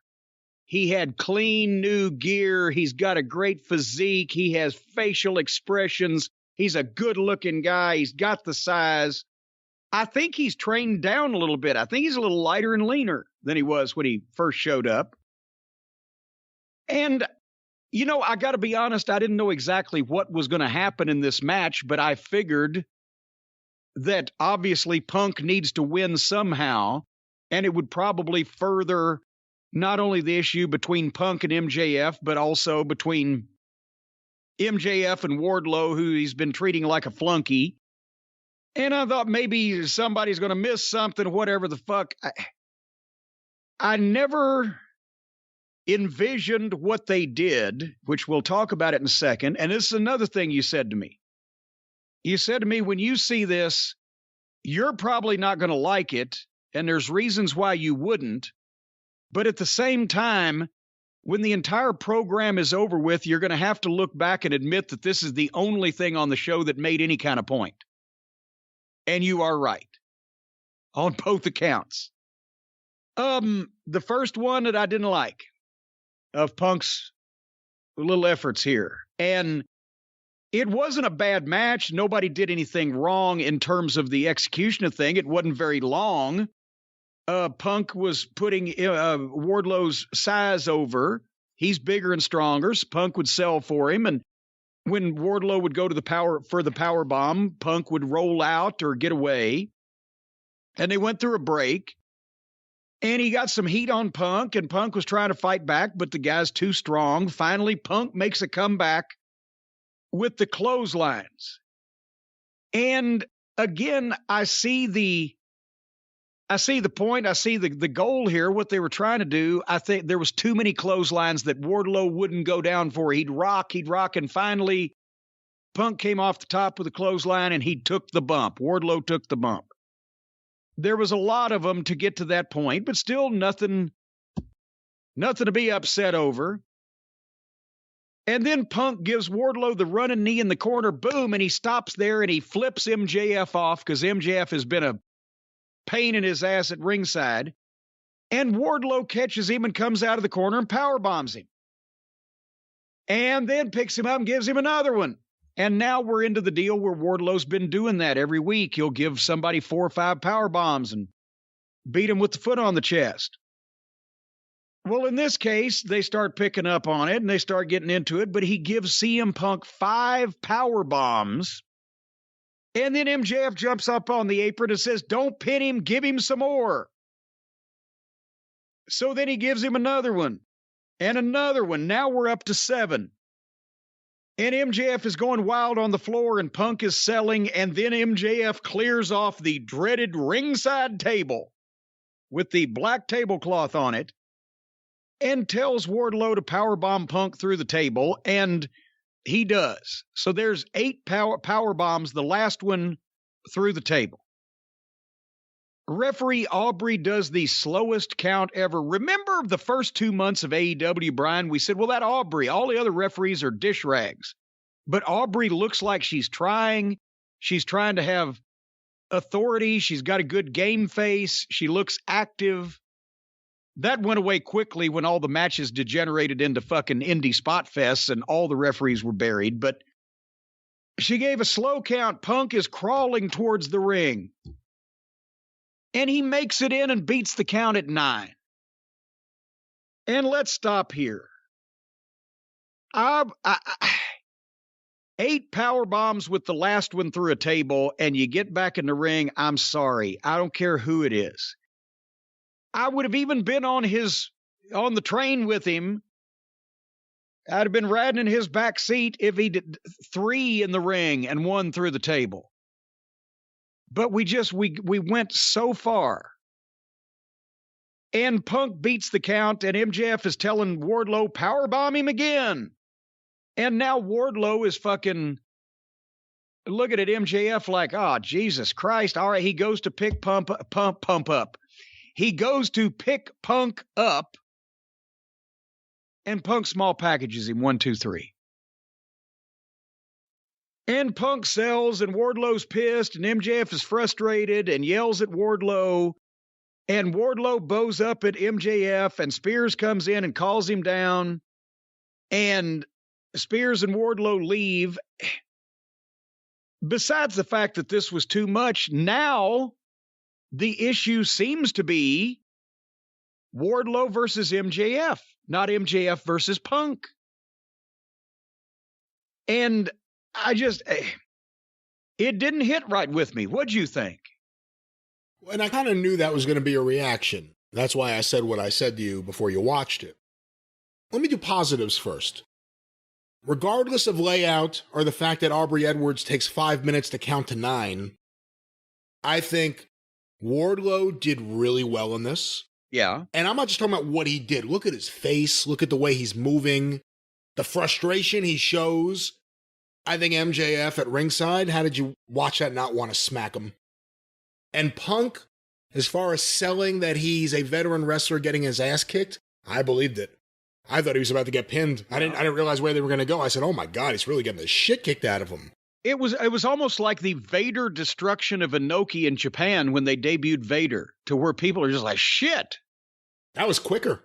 That was quicker, and it started a riot. So, I mean, not exactly the same, but I think it went on too long. I also think I had the same reaction or a similar reaction to you. I wouldn't have done the table spot only because you're doing way too many table spots on every show. If you hadn't seen one in a why month, risk your top guy when everybody else is getting hurt doing them? Yeah, I'm against doing things when they've been done nonstop. I mean, we'll talk about how they did the same match in 2 segments in some ways, back to back. But it took a long time, and it seems like they're certainly setting up. I'm going to guess Wardlow Spears and then Wardlow MJF once they finish MJF Punk, because we don't get rematches in AEW. It looks like they're going there. I don't know how imminent it'll be, because they've done the thing with Wardlow and him, and then they've stopped it and they've started it. It's been a long-term tease. Wardlow has a slow fuse. It's sped up since they put him with Spears. It seems like he's getting more and more frustrated by the week. If you had to hang around with Spears, wouldn't you be getting frustrated real quick? But look, to the overall point, not perfect. The layman and me would have done it a little differently, but I liked it. I enjoyed it because at least it told a story and it was coherent. And the rest of the show is the problem. And we've said it before jokingly. Why can't the booking of this segment be the booking of the whole show? What's going wrong? What's the hitch in the system? You know, and that's you can, with this segment, you can argue or discuss the psychology of it. And, well, would I have done, how many power bombs would I have done, or would I have done the table or whatever? But you still, you see it makes a point, even if it might have been the wrong point, even if it might have got people too into MJF versus Wardlow before we've had MJF versus Punk. But at least you can discuss it rationally. Most of the rest of the segments on these programs, there's no positive spin you can put on them. They just suck. So, like you said, at the end of the program, I realized, even if I didn't like it, it made a point. And you said something earlier. By the way, no one insulted you. Everyone treated this the way it should be treated, despite Spears' outfit. But Wardlow looked like a star. I mean, this was like something that would have worked. These people would have worked on Raw when Raw worked. MJF, Wardlow, CM Punk, they seemed like main event wrestling personalities. Wardlow really impressed me here. Like we said, it's the rest of the show typically. And we didn't even have Bryan Danielson this week. So that really sucked. And it really took anywhere from 20 minutes to 45 minutes of good wrestling out of the show. But I can't complain too much. And from week to week, this is the one thing that's coherent on that show, MJF and Punk. And we'll see if that goes into MJF and Wardlow. Do you think that they were watching the Terry Gordy, Ted DiBiase Georgia tape when they came up with the pile concept drivers of this, the pile drivers? I don't know. I mean, I would think, based on stuff I've read, it seems like MJF may like wrestling history. I think I've read stuff with Punk where he says in the past that I'm sure he likes wrestling history more than a lot of the current stuff I had to guess, actually. But who knows? I mean, there's a lot of different things. I saw someone point out, Bret Hart, the way he was selling the power bombs from Wardlow was very reminiscent of Bret Hart, the way he would sell being defeated and beaten down. Well, here's what I was going to say. The reason for that is because I remember, and what was it, 1981 or was it 1980? I believe it was 81, I want to say. 81. Yeah. Freebirds in Georgia, they were the reason why people would drive 30 or 40 miles, me being one of them, each way to see cable before everybody had cable, because the Freebirds were on TBS, Georgia Championship Wrestling. And that show where you had Ted DiBiase, you had all the fucking major NWA stars, you had Ric Flair, whatever. Got to see this show. So who was DiBiase's partner in that match? In that match?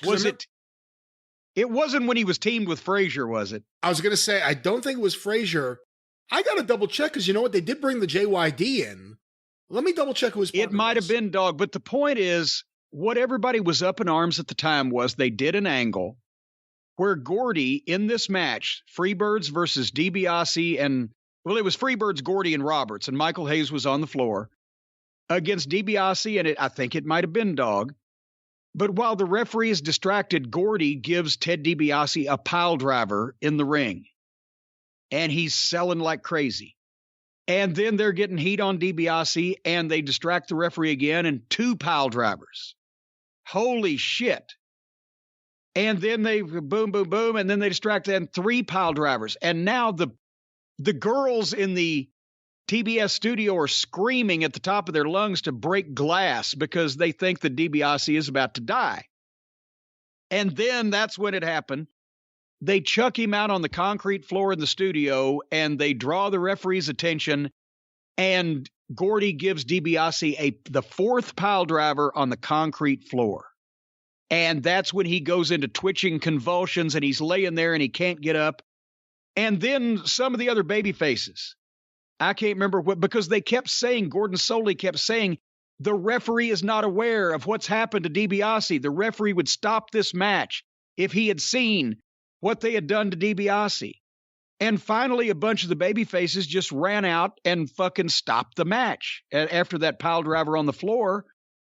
And they went to break. They came back. They had called an ambulance. They had a real ambulance, and they called a real EMT crew into the studio. And you saw them putting DiBiase on the goddamn wheelie stretcher and taking him out. And that was not only one of the most memorable TV wrestling angles on any show of the era and had everybody talking about it. But there was also consternation among the very small amount of smart fans in the country at that time and guys in the business going, what the fuck were they doing? 4 pile drivers. It's bullshit. It's unbelievable. And they were well done pile drivers. Gordy had a great pile driver. DiBiase knew how to sell them. They looked good.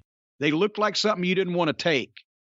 But at that point in time in the wrestling business, people were conditioned that if you were pile driven once, maybe twice, you're going to the hospital. This was 4, and one of them on the concrete. And of course, he did go to the hospital, but there were people in the business saying, that's bullshit. They're going too far. They're going to set up unrealistic expectations amongst the fans and or, cause us to have to fucking kill ourselves by going too far.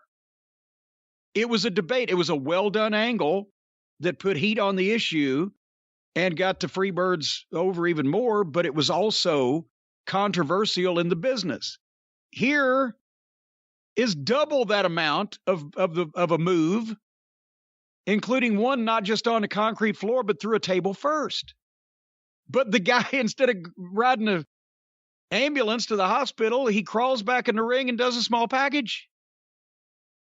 Other than the small package, he was selling nonstop. There was no point that CM Punk jumped up. And I hate that you have to give a disclaimer, but so many guys don't sell anything. He at least sold it like he was dead. Yes. Except for the roll-up. And that's why I'm saying DiBiase did the same thing. And it was great to watch on TV, and people traded that tape like crazy. And oh my God, I've seen 15th generation copies of that fucking tape. People were so anxious to get it, but it did provoke the same amount of conversation that this is. Was it too much? And was it unnecessary? And you can see it either one of both ways. So it was well done. A little too far. The surefire segment came up, Brian, that I thought we can always rely on. In this case, Shawn Spears, the chairman, versus like Mussolini. I can't breathe. I saw what they were going to do. I saw what they were trying to do. It was actually standing alone, a nice tease. But almost an hour into a rotten television program, this was a letdown. Spears and Punk are in the ring for their challenge match. MJF goes to color, says this is going to be awesome. The bell rings. They go to lock up. They duck and dodge, and Punk lifts Spears up and gives him the GTS boom 1, 2, 3 in 10 seconds. And and then MJF's, oh shit, and he goes to the ring, but Punk sees him and grabs him by the scarf. And as he draws back to punch him, MJF ducks out of the scarf and bails out. Again, standing alone in a good program, a good TV show, this wouldn't have been bad. Because it was a nice little tease, and he still hadn't got his hands on MJF again, and we're still want to see the match. But as rotten as the rest of this show had been and was about to get worse, didn't you feel just kind of a little let down? I don't know, because Spears is someone who I've never really liked, and I don't even like him really in this role, and I'm happy this kind of ended quick, and I think it kind of told an interesting story. The biggest complaint from you seems not to be anything about this match or angle. Not what they did, but they did where they did it. They did it in the middle of this show where I just want to see Punk out there for 10 minutes just so I could fucking relax instead of, oh my God, what car wreck is going to happen next? I didn't have a major problem with this, though. And of course, it wasn't the only time we saw MJF. And I did get a kick out of the idea MJF was brought out to do commentary and the match lasted 2 seconds.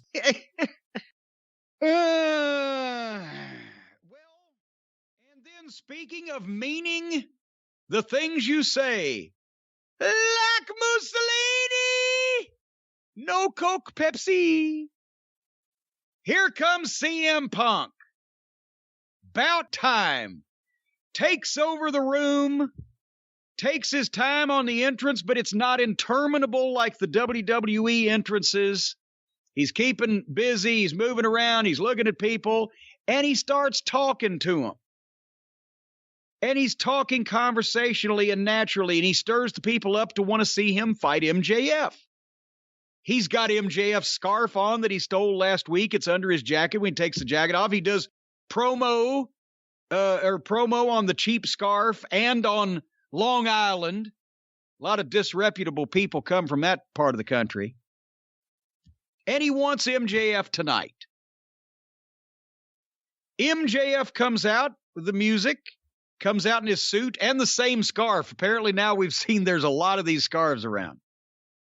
And, of course, he turns down the challenge and won't waste it on Cleveland, and the fans are chanting asshole. And MJF finally agrees, okay, next week in Chicago, and we've heard this before, it's going to be CM Punk against MJF. He announced it next week in Chicago, Punk's hometown. Imagine that.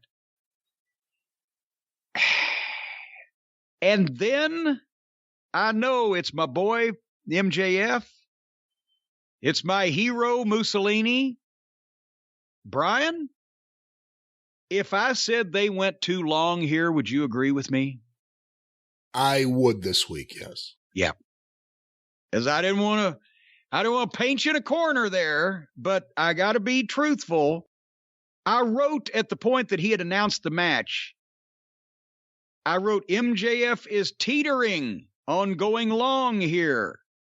And he meandered.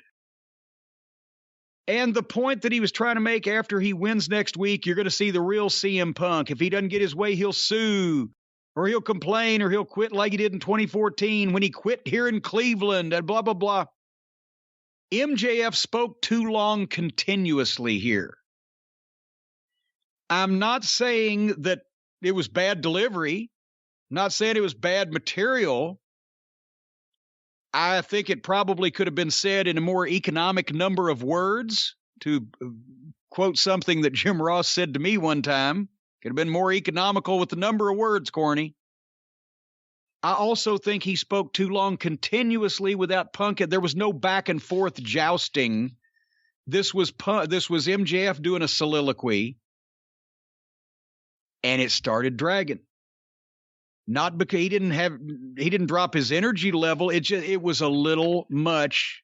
Too many words to say things that could have been said more like I'm doing now. Too many words. Could have been shorter. Punk started to respond and told, and he had a good line. The best thing I ever did was leave, and the best thing I ever did was come back. Okay, we get it. He told MJF off and he fired the people up, but now Punk was going a little bit long. Because this whole thing had gotten a little long. And then all of a sudden, here comes FTR and Wardlow. It's nice to see FTR can come out and do flunky business. We ought to call them the Piss Boys. Let's not do that to FTR. Well, that's all they get to do is come out and carry the fucking bucket, collect the piss, and walk off. But anyway, Spears tackles Punk in the ring from behind while FTR and Wardlow are coming out, and the heels all glom him, and they gut-shotted him with a chair, and they choked him with a scarf. Wardlow was standing there, not really excited about this or wanting to be involved because of that subplot that we've had going on for 2 years now. And MJF taunted Punk, and then MJF ordered Wardlow to powerbomb him, and Wardlow powerbombed him on a chair that was laying in the ring. The powerbomb's not bad enough. It has to be on a chair. But we went into sports entertainment land, which is what we have stayed away from with Punk. They're doing this. There was no bell ringing. There were no referees coming down. There was no security. There was no help. There was no urgency. It's the biggest star in the company, CM Punk. And I know, some people bouncing on their trampoline was, oh no, it's Kenny. No, the biggest star in this fucking company, if it's not named Bryan Danielson, is CM Punk. One of those two has the fucking spot locked down. And you can't tell me if a gang of people is beating up the biggest star in the company and it's not supposed to happen that somebody wouldn't be trying to do something. It's distracting from the angle when they're not trying to do something. That's why when you set these things up, you explain to the people that are supposed to be trying to do something what they're supposed to be doing or trying to do and to not succeed. But no bell, no referees, no help. They beat him up, and then MJF sits cross-legged, Indian style, as they called it when I was a kid, on him, on his chest, and says, "See you in Chicago." This had to last 20 minutes. And, I mean, hey, Babe Ruth struck out every now and then. But I could have done with half this long, and I could have done with a little more urgent, chaotic physicality and believable violence at the end instead of a sports entertainment angle where nobody was trying to stop the crime from taking place. Your thoughts? I did think it went too long. I thought that what they were setting up was good, but it could have been done a little quicker. I agree with just about everything you said. I didn't mind the beatdown and specifically the powerbomb under the chair spot as much. Was it superfluous? Maybe. But it didn't, out of all the things we see on this show, that was the least of the things that bothers me. Well, yeah, I mean, I'm picking at nits here on this was by far the best thing on the show and the best talent on the show, but still they can achieve better than this. This was a rare swing and maybe a single or whatever. And it may not be the best usage of them, but we got FTR out there interacting with CM Punk. It's a little better than them not on TV for weeks at a time or doing feuds with Arn Anderson's little friends or whatever they're doing. I'm happy to see them doing something with a main eventer. And hopefully FTR will be used a little better in the future. But we're getting ready for the match. It's been, 3 months or so they've been building up MJF and Punk. I am really curious to see them in the ring finally. I definitely want to see the match next week. And in Chicago, the fucking response will be off the charts. Again, when it's top talent and they're capable of doing such good work and it's a main event match and it's something that people want to see, if you're going to shoot an angle, I want an angle with heat. I want an angle with chaos. I want an angle where the guy getting the shit kicked out of him is in jeopardy and the heels are riding high. I want to see if we can induce in somebody's fucking mind out in that crowd the thought that that's what we used to go for. That's what every time I set up a fucking heat angle, that's what I was going for. I had in my mind, there's somebody in this crowd that we can fucking take on this ride that will lose control of themselves and think if I don't do something to stop this, nobody's going to, and at least try to start over that rail. That's the idea of a fucking heat angle. Of course, when 20 or 30 or 40 of them get the same idea at the same time, then you've gone too far. But I've never done one without wanting to create that environment. And, it goes down to you have to get everybody involved. You have to tell each referee or each underneath guy running in or each security guy. Sometimes I would tell guys specifically how many bumps to take off the apron when they were playing King of the Hill in the ring before they finally fucking laid there and sold one. Just to make sure that we had enough people trying to come in. I would make sure I told the guy ringing the bell that if I'm not on the fucking headset cueing you, just count to fucking 15 and start ringing it again. I would give everybody cues, places to be, times to run in, stagger it so it looks like more help is needed. Go back and find the WCW Saturday night show where the Midnight Express did the angle with Pillman and Zink. And we did the fucking Vegematic on Pillman's throat with the racket over the top of it. You see referees being tossed out. Then you see other people coming in, try to save. It's a staggered run in. We're playing King of the Hill. We're keeping people out. It's urgent. That's happened I saw these angles when I was a fucking kid and I saw people coming over the rail to respond to them. And sometimes you have to go a while before it fucking clicks in. And it's not going a while of shitty looking phony stuff. It's going a while of chaos and jeopardy. And you build that fucking environment. And that's what makes people want to see the guy that just got the shit kicked out of him or whatever happened to him come back later and get even. Elsewise, it's just meaningless motion. If they don't believe it, they can't get into it. They can't lose themselves in it, or they can't even say, well, now say what you want. This shit's all set up, but goddamn, leave him alone. Whatever. This is I'm getting grumpy. But then, Brian, the moment we were all waiting for finally came after we sat through the rest of this suffering to get to the meat of the matter. MJF comes out, makes his entrance. They go to the break. On the other side of the break, you hear it like Mussolini. And Al's #1 Chicago Italian beef. See, I had to throw that in. It was hometown favorite. Nice little loose mention there, yeah. Remember, Al's #1 Chicago Italian beef is the favorite of Moose Cholak. MJF versus Punk, and I looked and I said, they've got 45 minutes on the air, but they're calling it the main event. This could be good. And with all that time, they took their time and they built the anticipation. And MJF opened up with a cheap shot because he's the heel, and Punk turned it around and started taking it to him.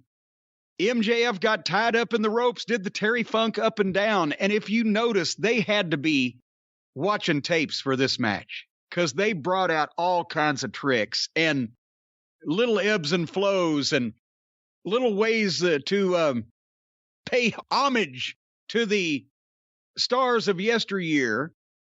They had a fucking match. Not only they had a grudge match. MJF tried to powder. Punk chased him out of the ring, up the bleachers, and beat him up. The referee went with him. The announcers are covering it. The referee not wanting to count him out this early. This is when you play with the rules. A match that people want to see between two main event guys that's been built. And now in the babyface's hometown, you're giving them the payoff to what they've been wanting to see. This is when you let some things go. You have guys running around fighting in the arena, or you have the referee being lax on the count out or whatever, because that makes it stand out even more. If it's every match, it means nothing. So anyway, Punk even did the series of body slams. They were chanting one more time for a body slam. They were having a pro wrestling match, and it was so refreshing because we don't see them very often.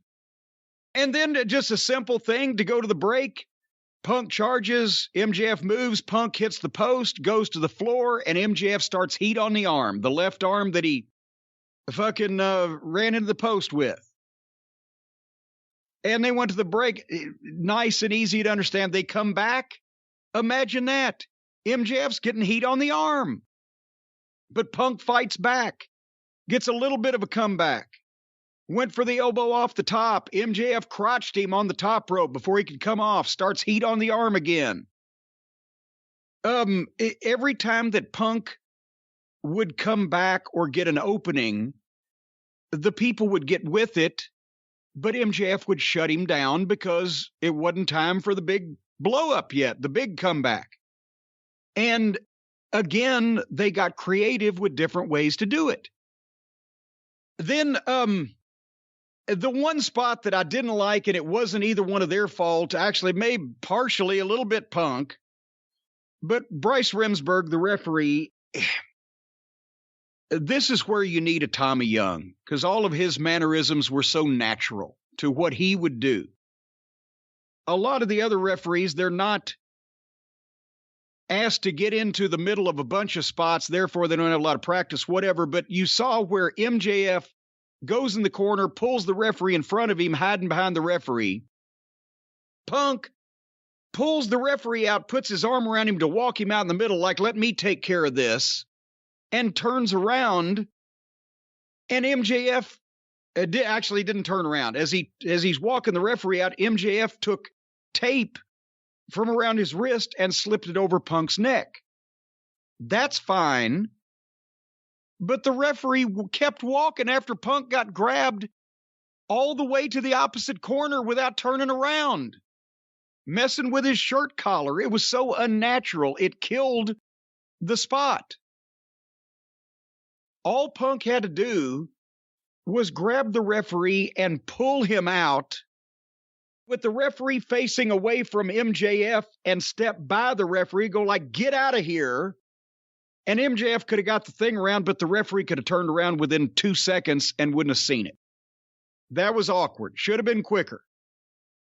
However, once that he wraps the tape around Punk's neck, MJF covers it with a sleeper. And he's got the sleeper on with the tape around his neck that he's already choked him. The referee can't see him. He puts him to sleep. The referee checks the hand and rings the bell. And the people are bullshit. And they start playing the music. Because if that's the finish, that's what they do. And then I swear to God, the referee walks over. As soon as I saw how MJF was standing, MJF had shoved the tape that he'd used to cheat with underneath his armpit, and so nobody would see it, and had his other arm up, and the referee comes over and raises the arm he had down. The tape falls out, and the referee sees it. Again, that was Jerry Lawler and Jack Briscoe in the Mid-South Coliseum in 1974. Only it was a chain, not tape. Again, the poor referee had wooden face. He pulled MJF's arm up and didn't look down at the tape falling out because he knew it was falling, so he knew he saw it. Instead, he just looked straight at MJF like, oh. So it wasn't a real reaction, but it was a good spot. And he restarts it. And the place blows, and Punk starts making a comeback, and MJF is bumping. And Punk takes him in 20 punches in the corner, not 10, 20. Straight to the head. Looking good with MJF not covering up. He's open for him. And not fucking Punk windmilling the area of his head, but throwing him to his fucking face. And the people counting. We went back in time to when this shit was actually watchable. So, again, Punk goes for the Scorpion. MJF kicks him off, and he takes a bump to the floor and re-injures his arm, and they go to the break. And they come back, and MJF's getting heat on him again. But Punk foiled the heat seeker pile driver gimmick, hits a springboard clothesline, but he's still selling his left arm. And then Punk hits the dive to the floor on MJF, but comes down on his knee and hurts his knee. And they're both selling. Punk tosses MJF in, but he's limping. So MJF takes back over. Punk comes out and gets an STF, but he can't hold it with his bad arm. And then they got the double bridge this deep in the match. And Punk went for the go to sleep, but when he picked him up, the bad leg gave out. So MJF got an ankle lock.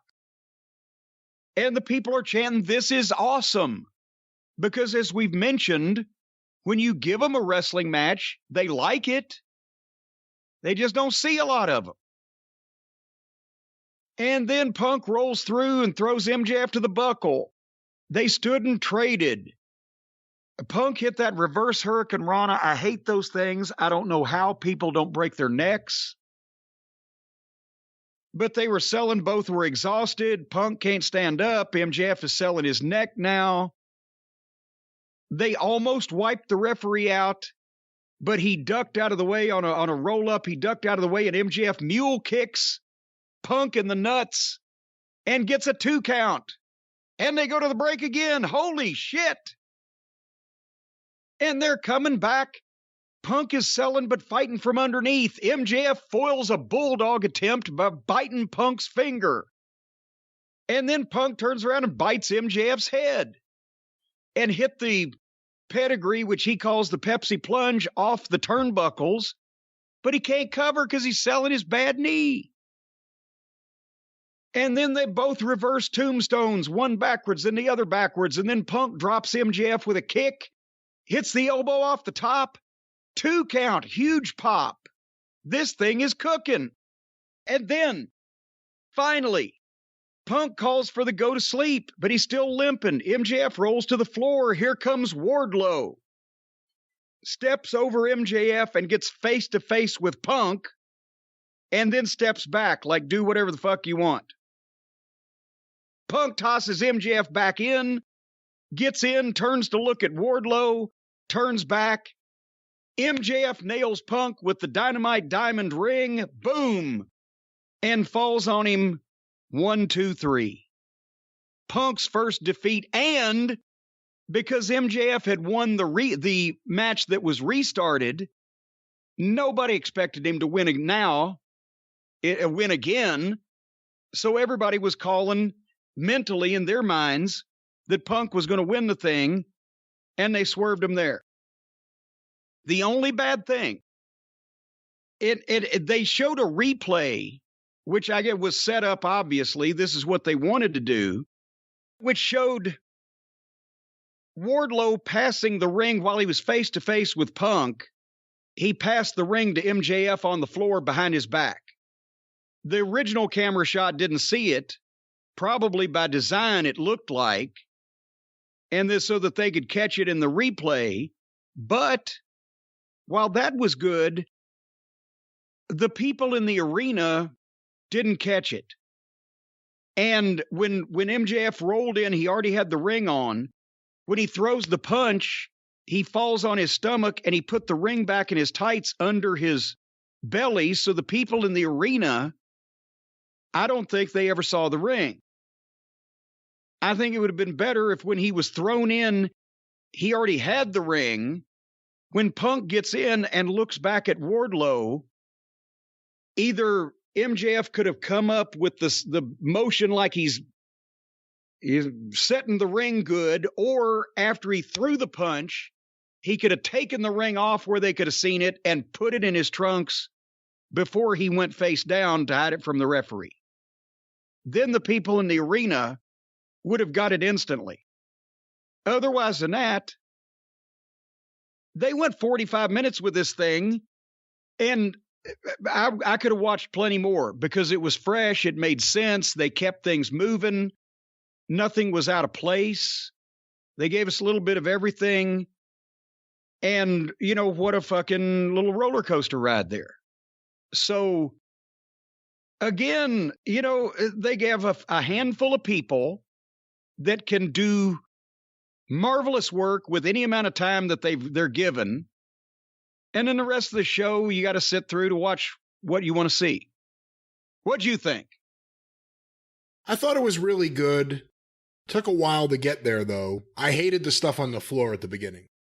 I'm not a big fan of that in general, but especially when you start the match with it, not a big fan of that. And I can see that, and that's why I said, if they didn't do it all the time, this is where you're supposed to do it. But the reason why that it looks so normal is because everybody does it. But good match. And like you said, I was surprised that MJF got the victory because you were certainly taught through watching wrestling for years that he was about to get screwed over, or he's about to lose to CM Punk. And I shouldn't say screwed over after that, but it didn't happen. You would have thought conventional wisdom was his out was winning the illegal one that was restarted. That was his excuse, his out, his bitch, his gripe.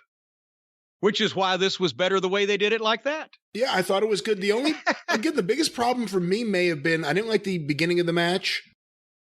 And everything before the match on the show was really bad, or almost everything, to the point where it made me not really in the mood for the match. And that's a shame, because this is one of the biggest matches they've had on free TV in a while. That's why, to be honest with you, I don't know why Punk, Danielson, and a couple of other guys don't get together and go to Tony and just say, Tony, Jesus H. Christ, we are literally hurting ourselves on purpose to get your company over.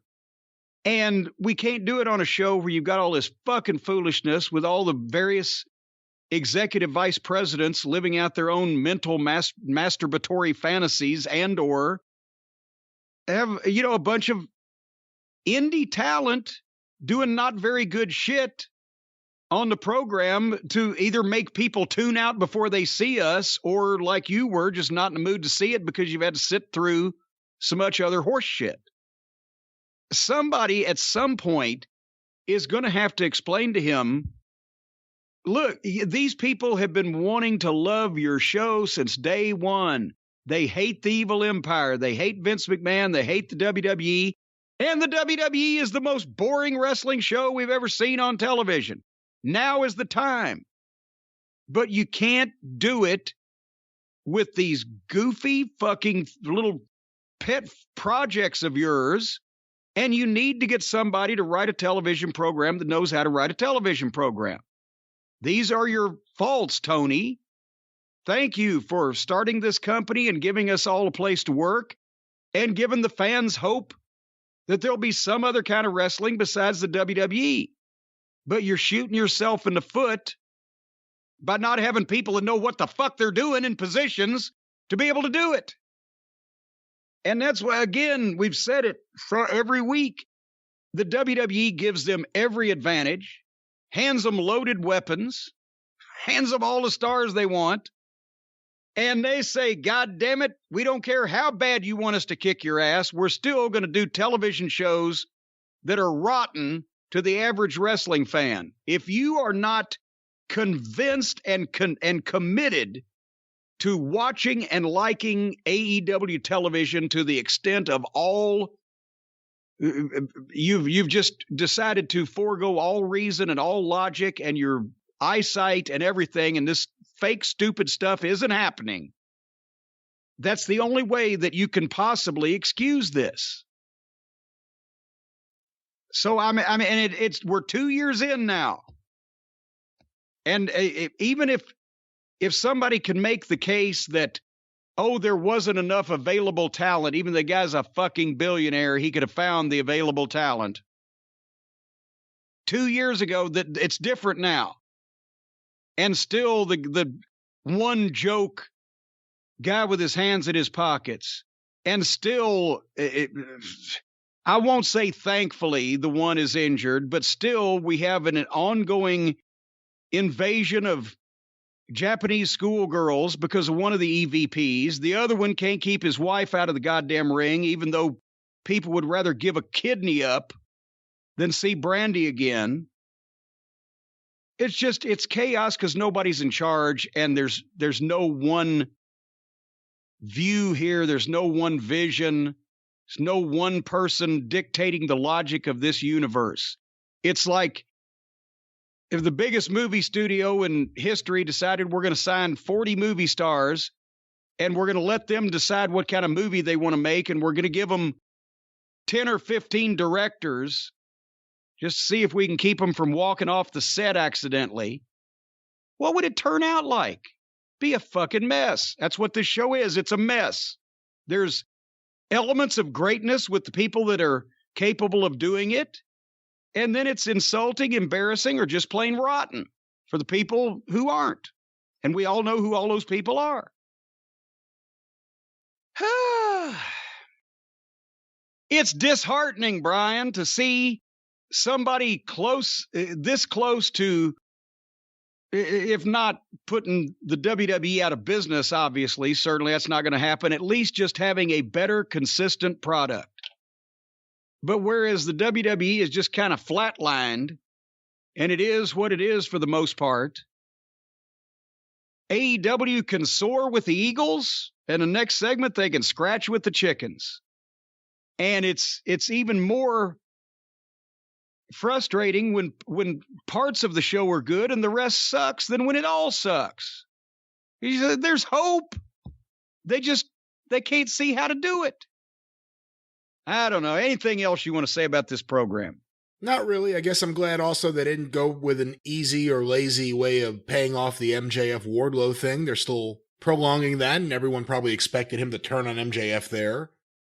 It's also not the end of Punk and MJF, I wouldn't think, so we'll still get to see more chapters in this story, and that's at least good, because the one segment on this show, it's either 1 and 2 with Danielson and Punk and MJF, or just Punk and MJF. It's the one segment that's always good. I hope it continues for a while. The opening segment, they tried to do the big thing for MJF. Wardlow to the ring, setting up the cardboard cutouts of MJF beating Punk last week. And they had old George Hamilton Roberts, intro FTR and Tully and Spears. Spears comes out looking silly, and it makes it funny. He's got a jacket on with no shirt and the skull cap on, carrying the chair, and I don't know. But anyway, finally, they wind up the big intro for MJF, and they have Justin Roberts read that whole thing, and it was some good stuff in there. And he comes out being carried on a throne like Lawler in Memphis coming into the Coliseum. And did you see the guys carrying him were trying real hard not to fucking trip and fall? And they did that with Lawler in the WWF as a spot one time. It wasn't real, but these guys had to go down a ramp. So it looked like they were suffering. And do we have was that just a random throne girl that he was making out with like two anteaters, or is that somebody that he's involved with? Or did she just decide to go for it? Yeah, I haven't heard anyone talk about that or any confirmation, but I have to figure it may be someone he knows at a minimum. But anyway, it was 7 minutes into the show before MJF finally spoke, but it's better than some of the matches. So they're still teasing the thing with Wardlow. He went to thank the person who made his victory over Punk possible, and it was Spears, not Wardlow. And then they showed a video of MJF's new shirt on the screen, and I get they're missing Keith Mitchell already because once they got the video up on the screen, then they couldn't fucking get the camera shot back. But finally, MJF's cutting the promo. He's bragging, and out comes Punk. No music. He's serious. He's on the stage. Tony Schiavone goes over to him. And I got to be honest, and you know how much I like MJF. But Punk picked this up when he started talking because it wasn't really headed anywhere. There was a lot of... They put the production over the content. We were 10 minutes into the show or better, and all we'd seen is the glorious entrances and the heels being cocky. And it just... Did you feel like that it wasn't really kicking in until Punk came in and started picking up the pace a bit? You needed Punk to come in, and I thought it certainly picked up the pace, and he has a real intensity that's great, and it took a while, and I agree with you 100% about Spears. We'll get into Tully in a little bit. And the other thing is Justin Roberts. I've heard him announce wrestlers' deaths, I think. And it wasn't as painful as it was for him to do this. It was a little over the top, I think, in some of those elements. So Punk brings out Darby and Sting. And they've all three got the black baseball bats, and Punk wants a rematch with MJF because he won illegally, of course. But then basically they come out with this is again back and forth, and it took a while. Punk is daring Wardlow to drop the group. You need to subsist on your own. They're just taking advantage of you. And you know, Punk wants MJF, but Punk also wants Wardlow, a rematch with him. And then Dax steps in, and he wants a rematch because they're still pissed that they got beaten by Darby and Sting. I think he just wants a rematch because he wants to wrestle on TV once in a blue moon. And then Punk pitches the idea of the three of them against FTR and MJF, and MJF won't do that. And he offers FTR versus Punk and any partner except for Sting and Darby. And if the Punk and his partner besides Sting and Darby win over FTR, then he gets a rematch with. The best thing about this was that the opening segment sets up a match later on, and we've been bitching about that, right? Exactly. So they did that, but it was confusing to get there because everybody wants something else, and is anybody going to be sitting there taking notes like I am? Or were they just a little confused? And at the end, we'll talk about the ratings, but I believe the ratings were up this week. And again, yes, you show Punk in the opening segment. What have we always said? Then he goes away. Then you never see Punk again. Showed him in the opening segment. It ran a little long, but they had a lot of things that they clearly were trying to get into this one segment, including the Wardlow tease. But it made you realize that Punk and FTR were going to be on later in the show, and who's his partner going to be. So in that sense, they did something right. Well, and also, and we'll talk about the ratings afterwards. Remind me of that. Don't let me cut that off. But also, they had the big reveal that they had teased. And there was curiosity about that because there's so many people it could be. because the WWE keeps fucking up and giving their opposition every bit of talent that they need. So all these things, that's why this segment was not bad, and we could have been looking at the Puddin' Gang, so that's definitely a plus. I would have loved to have this 15-minute segment done in 8 or 9, I think, is the only thing that I had a problem with. But anyway, so they've set up what I thought was the main event. Then I realized, oh, wait, they got the Texas Death Match. So at least that match is later on in the program. We get to see FTR, we get to see Punk, and we get whoever. So now Tony Schiavone is in the back again. They've either got 16 interviewers or poor Tony is everywhere. And he's never looks out of breath or disheveled. He's in the back with Andre Oleo, or AKA Mushmouth. I've been binging that Cosby documentary too, now that you put me onto that. And I loved Fat Albert when I was a kid, but Mushmouth was my favorite.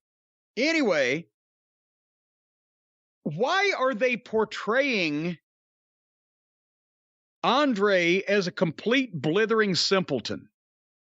I understand he can't speak English or apparently Spanish, because nobody can understand what the fuck he's saying. But we haven't established that he has the IQ of a fucking baked potato, and he's still talking about the kid that works for Sting, and they've told him, and listening to Andre try to talk is like enduring a root canal, and he's still wanting to buy Darby from Sting or something like that. And then we come to Wardlow's match, and this time the opposition has stepped up a little bit. He gets the Baker, formerly the partner of the Butcher. We never see the Butcher anymore, so now the Baker had to go it alone. And this was a little bit longer match, went through a break, and the Baker got him a little offense in, and then he got powerbombed 4 times. And then Spears comes in. And do you think they planned it like this, or do you think they stole our first review? Remember the first time Wardlow beat somebody with the power bombs, put his foot on him, and then I said, and then Spears came in and wore the guy out with a chair and stole all the spotlight. They didn't say that then, but then ever since he's done it, the announcers say he's stealing his spotlight. So is that the way they meant it to be, or are they stealing our review of what it actually looked like? Well, they're certainly listening. I'll put it that way. Well, they're listening. They're just not heeding. Alrighty then. Next on the AEW parade was the match that we had been waiting for. FTR against Punk and a mystery partner. And I wrote, it's not the main event. And I forgot the Texas Death Match is the main event. But at least we're going to see who the partner is, and they're doing it at the top of the 9 o'clock hour. So that was smart for the ratings. That's probably why they kept people. So anyway, we find out who Punk's partner is.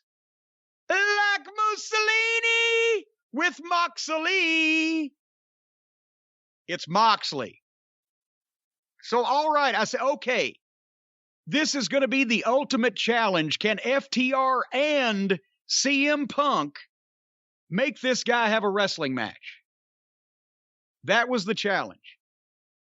And they gave this one time, and I'm not going to go through every single high point and spot and twist and turn and change in momentum, but Dax and Punk started, and they wrestled. 1 tackle, drop down, reverse hip toss, kickoff, headlock, takeover, head scissors, kick out. Wrestling. And then Cash comes in. 1 tackle, drop down, hip toss, arm drag, more wrestling. I'm loving it. And then Moxley comes in, and he does that weird shoulder-dipping, swerving body language. He looks like he's twisting in the wind. Bez from Happy Mondays, yes. I don't know that one. But he locked up with Dax, and they actually did some wrestling. It was headlock, takeover, 1 tackle, drop down, scoop slam, and then big kick, and then another big kick, and another big kick. He's sitting Dax there, and he's just hitting the ropes and kicking him in the chest. I guess he's trying. And the Punk and Moxley worked well together, except Punk did a backslap tag. Now I know what it's like when a child of mine brings home a bad report card. The disappointment. FTR did a little heat spot on Punk's leg and started heat, and they work like heels, and Punk's selling his ass off, but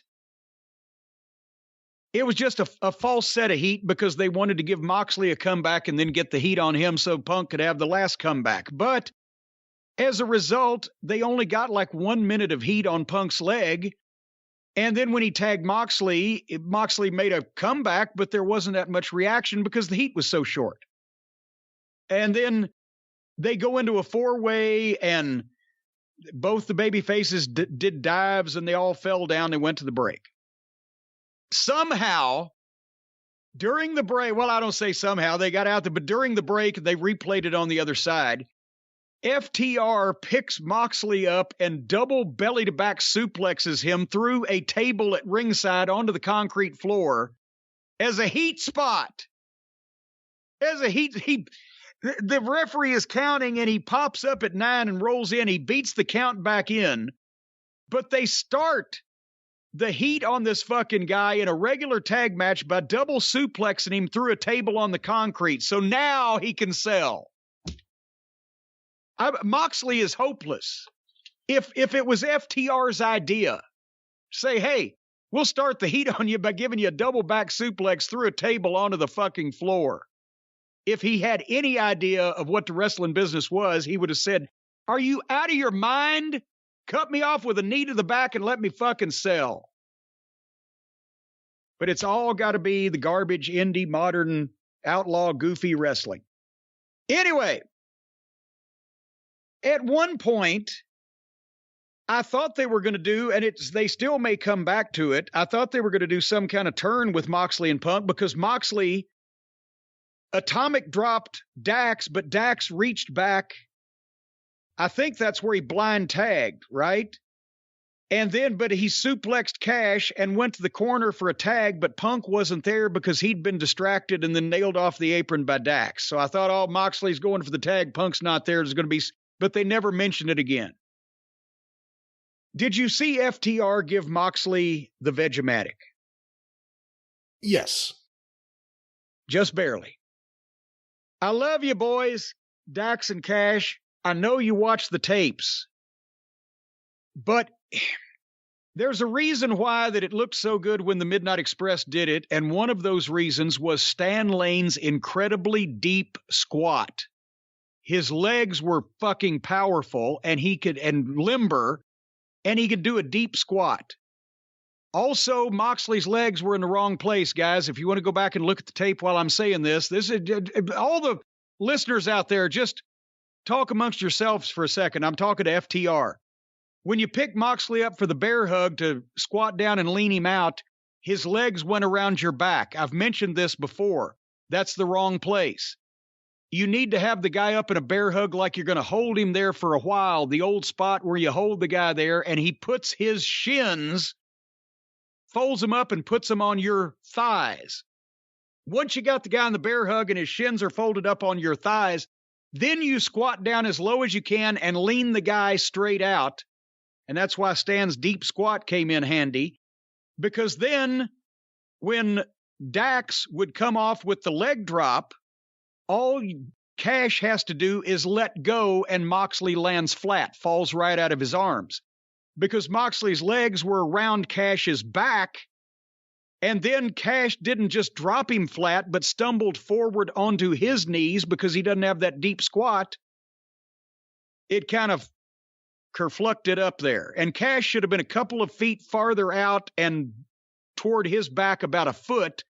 So when Dax comes straight off, he's going straight with the leg drop toward the opposite turnbuckle, because that's that straight line. That's when you know if you try to jump off with a leg drop a little bit toward the left side, you're getting off and the momentum's changing. Does this make any sense verbally to you, Brian Last? Absolutely. This is great stuff. I love when you give advice. So, well, it's not advice. I invented the goddamn thing. It's not advice. It's just telling you. This is not a fucking debatable thing. This is how you do the fucking thing, and that's how it works out. Instead, like I said, legs around the back. It brought both of them forward. Cash stumbled, positioning, whatever, but they were trying.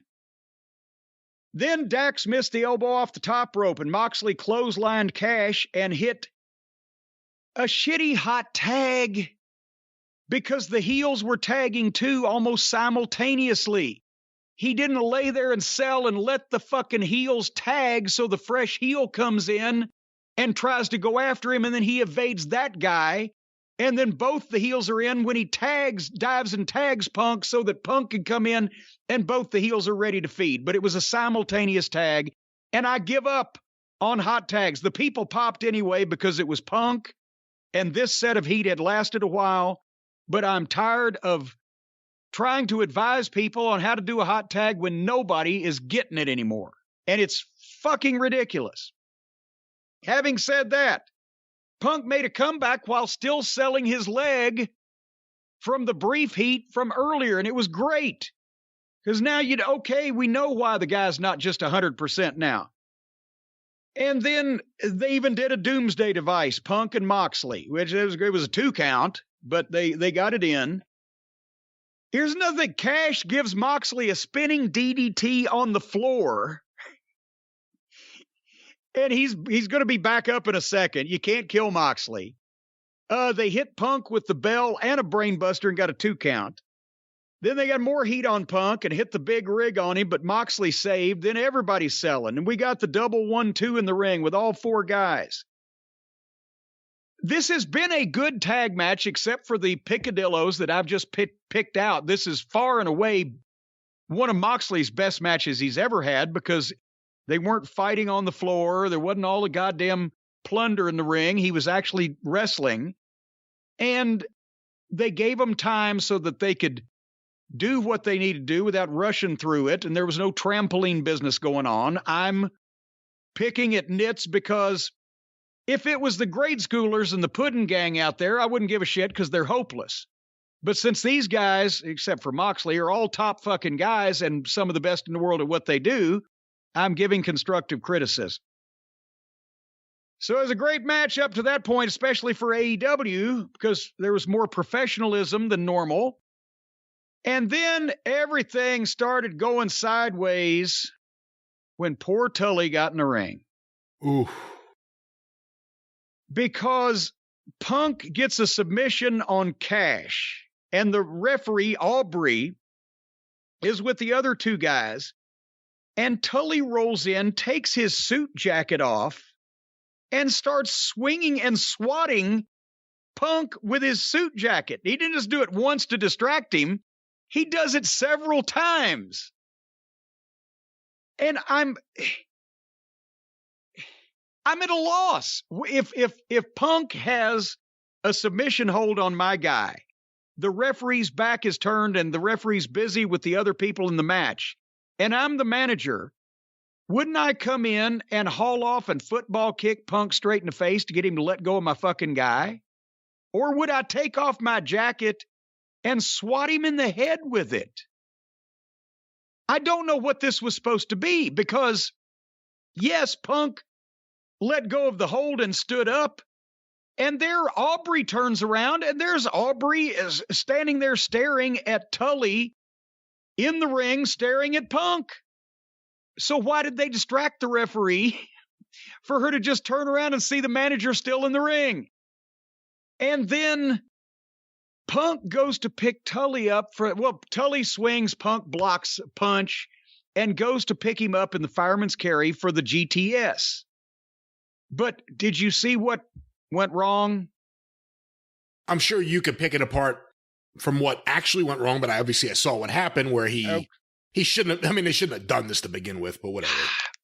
Well, what happened was when Punk blocked the punch and went to fireman's carry Tully and pick him up for the go to sleep, Tully has not been picked up in a while, and he was and you guys, you can all go back and watch the video. This is exactly what it was. Tully hadn't been picked up in a while. I'm sure he was eager to show that he still got it. When Punk bent over, Tully jumped before Punk was lifting. So what the effect that has, and you can see this on the video, is that, and I don't care how strong you are, when you're off balance, this is going to happen. I've seen this happen to the Road Warriors before. When I bend over to pick the guy up over my shoulder at a fireman's carry, if I've just bent over and he jumps up without me starting to lift first, then he's jumping in the air before I'm standing up. That means when I start standing up, he's coming down. Now I'm bent over. That means 200 plus pounds, whatever the fuck Tully weighs, is coming downwards on the back of my head before I've had a chance to get my legs under me and stand up, and it almost took Punk face first to the mat instead of him being able to pick Tully up. Well, then he realizes what has happened, and he's staggering, but he's trying to get under Tully because he's got to get his legs under him to pick him up because they're still off balance, and now Tully is holding on like a monkey fucking a football. And finally, he got up under him and gave Tully the go to sleep. But this is why I'm not managing either. Tully's almost 70. I'm 60. We don't need to be doing that shit. I mean, everybody wanted to see, a legend when he's 40 or a legend when he's 50. But there comes a point, we talked about the Sheik earlier. We talk about what Vince McMahon looks like. It's not doing the memories that people have any favors when they see guys going out and being involved in these things. But anyway, so go to sleep on Tully. But right at that point, Cash rolls Punk up a 2 count.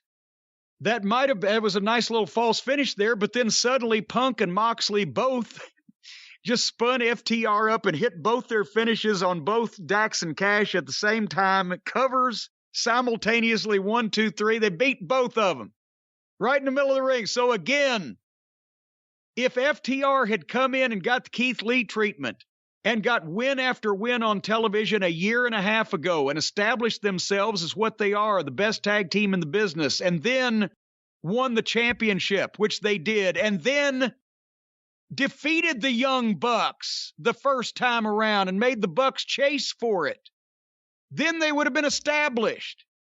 But instead, they come in, they get a couple of wins, they get the belts, they're mostly on YouTube, they get beat by the Young Bucks, the EVPs, then they turn heel, the Hardy Boys do, to take FTR's place, and FTR never gets in the ring with them again because they were so jealous.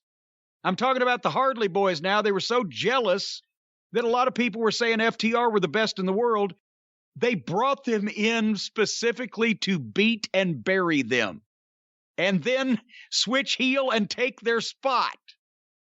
And then a year later, every 3 months or so, we get to see FTR have a tag team match on television. In this case, the babyfaces beat up their manager and pin both of them cleanly in the middle of the ring at the same time.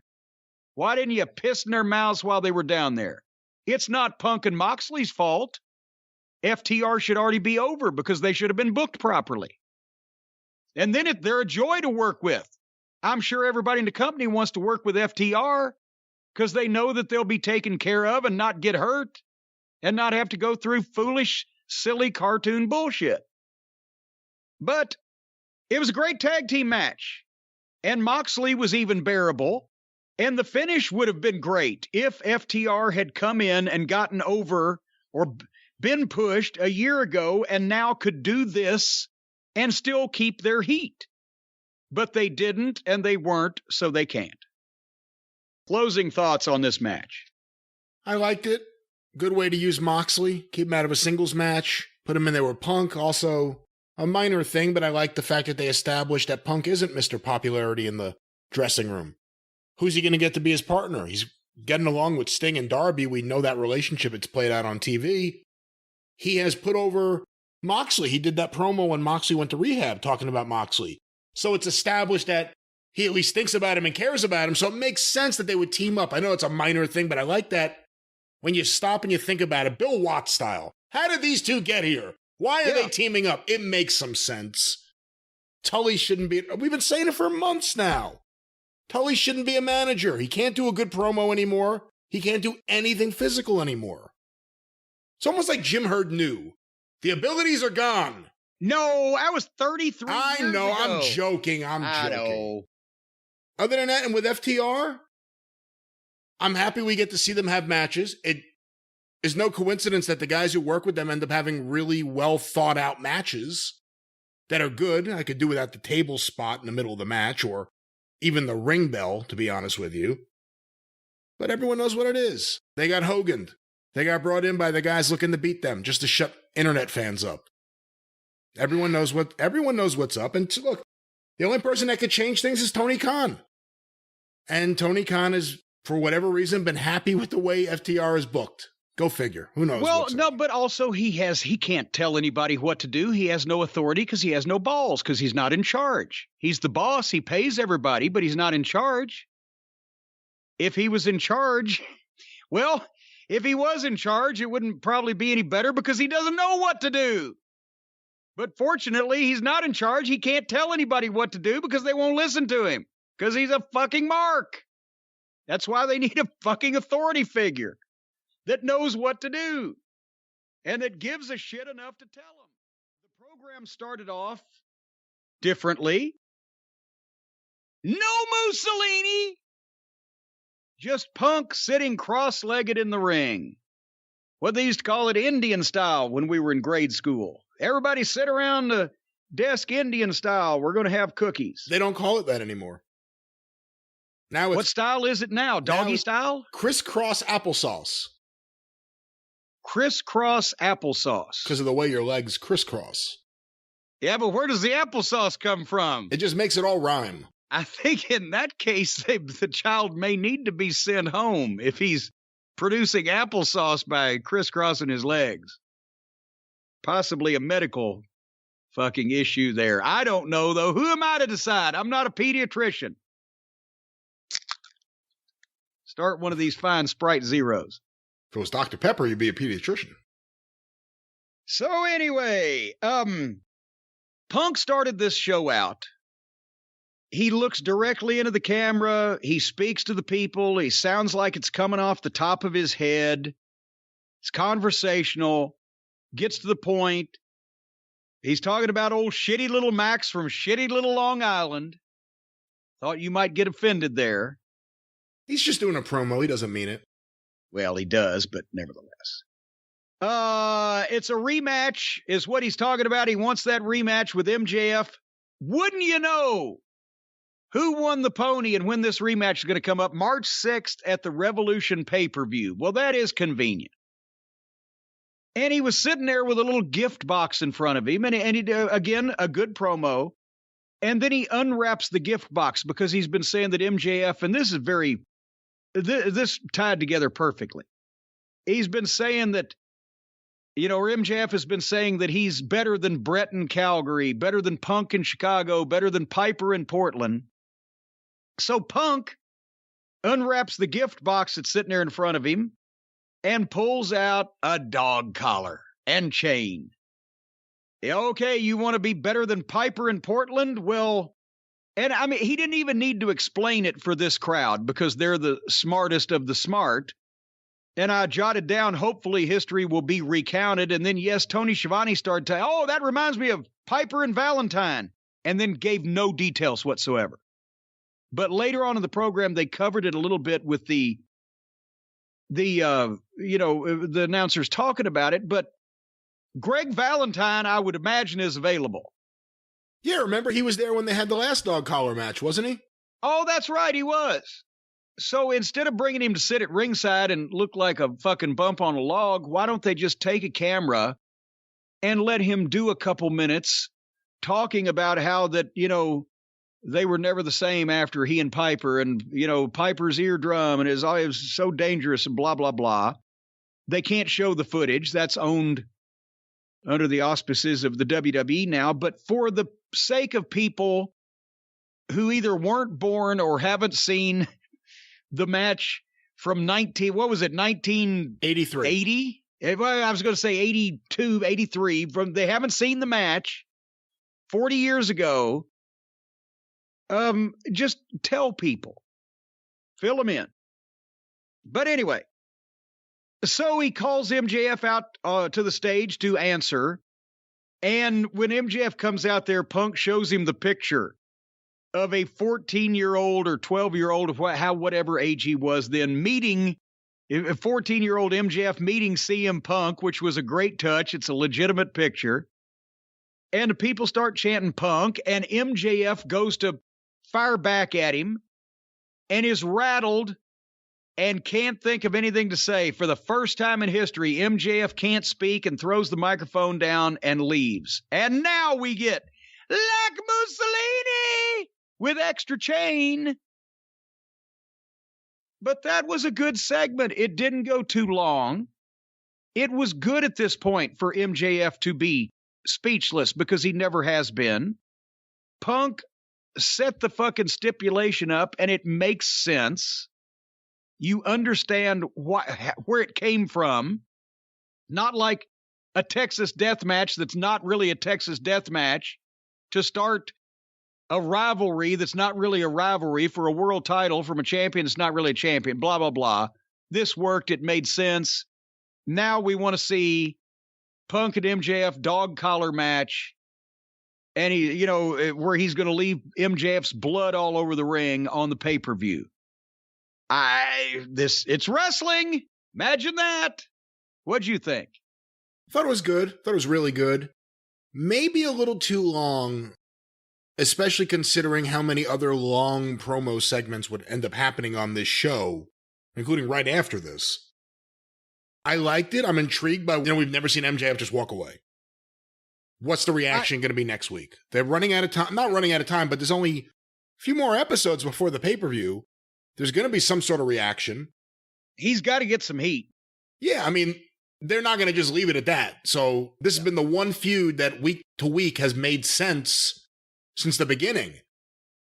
So they're going to do something next week. I'm intrigued to see what it is. And I wasn't sure he had a gift box. You said he had a gift box. I was looking at it like, what is that? It looked like a fucking birthday present to me. I don't know. I guess I didn't see it that way. I thought he was maybe hiding something he was looking at. They got these new things called a high-def television. Oh, shush.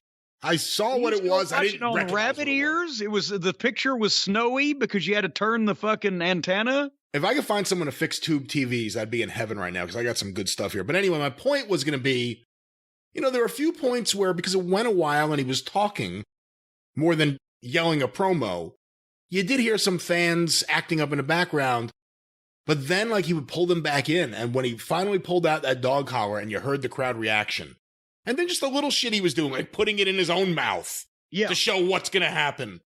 I thought it was really strong, and I am looking forward to this match. AEW has done a rematch that I want to see.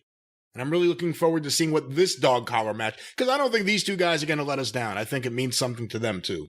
Yeah, and it's not going to be ridiculous, diamond cutters off the top of the ladder with the dog collar. It's going to be shit that makes sense, one would imagine.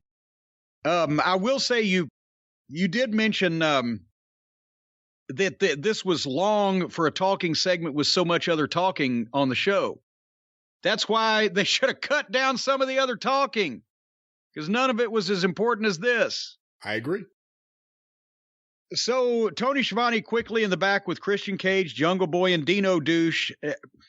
The information they imparted to us in like a 1-minute backstage pre-tape was that there will be a triple threat tag team title match at the pay-per-view where two teams are challenging Jungle Boy and Dino.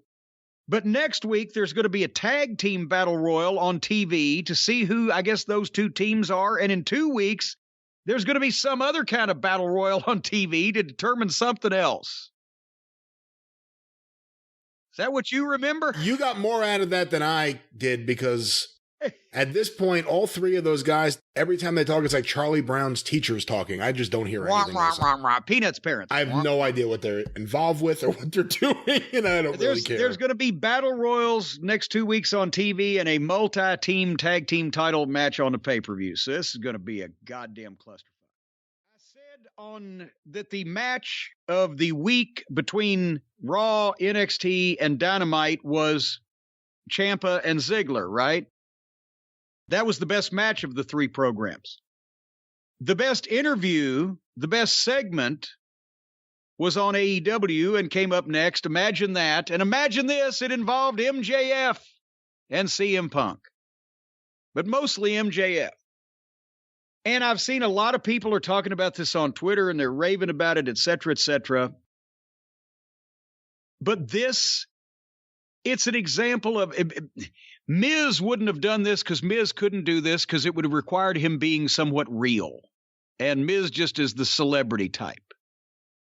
But MJF now finally, he didn't even break character. He didn't get away from his gimmick. It actually more explained his gimmick of why he's an insufferable prick. Because he was mentally mistreated in his past or whatever. And he's got a specific grudge against Punk because of not anything Punk really did to him, but because of what he believes Punk did. And the whole thing, he ended up, and I think I know, obviously, I don't know for sure, but I think I know where this is going, and it's even better, that some people said, well, MJF, he switched babyface, and he showed us he wasn't really that mean of a guy. Right then and there he may have, but I don't know if it's going to happen over the long term. But he told the story about the picture of him meeting CM Punk when he was 11.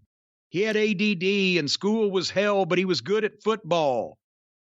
He was one of the only 2 Jewish kids to, go out for the football team. Are there Jews in the house?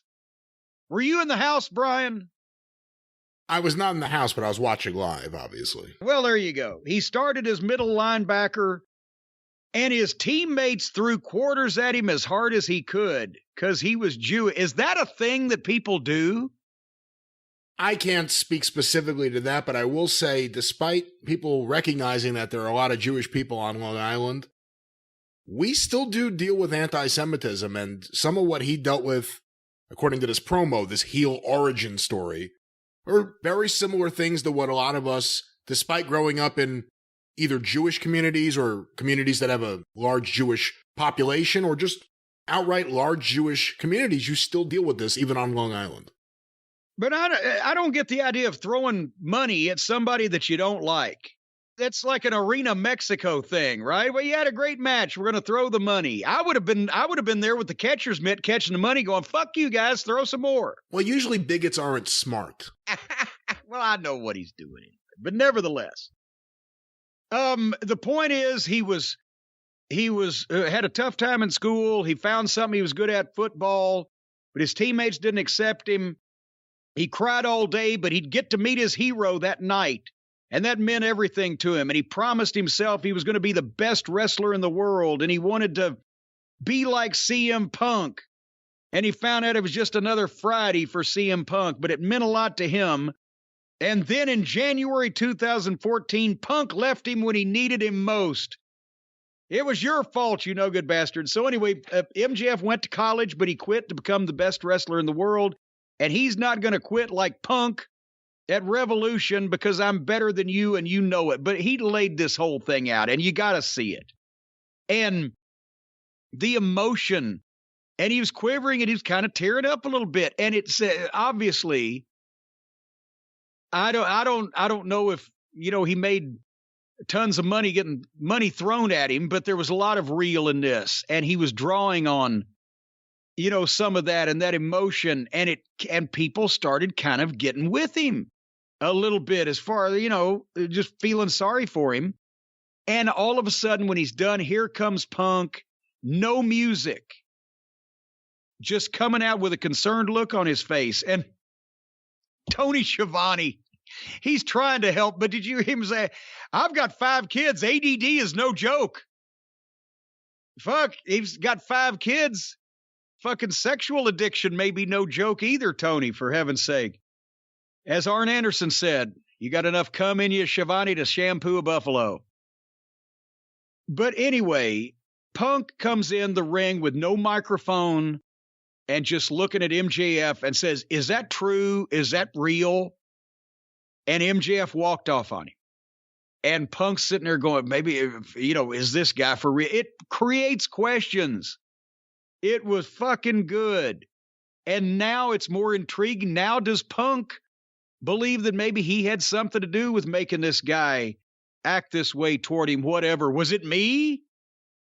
And of course, I can see, I don't think I'm ruining anybody. No spoiler here.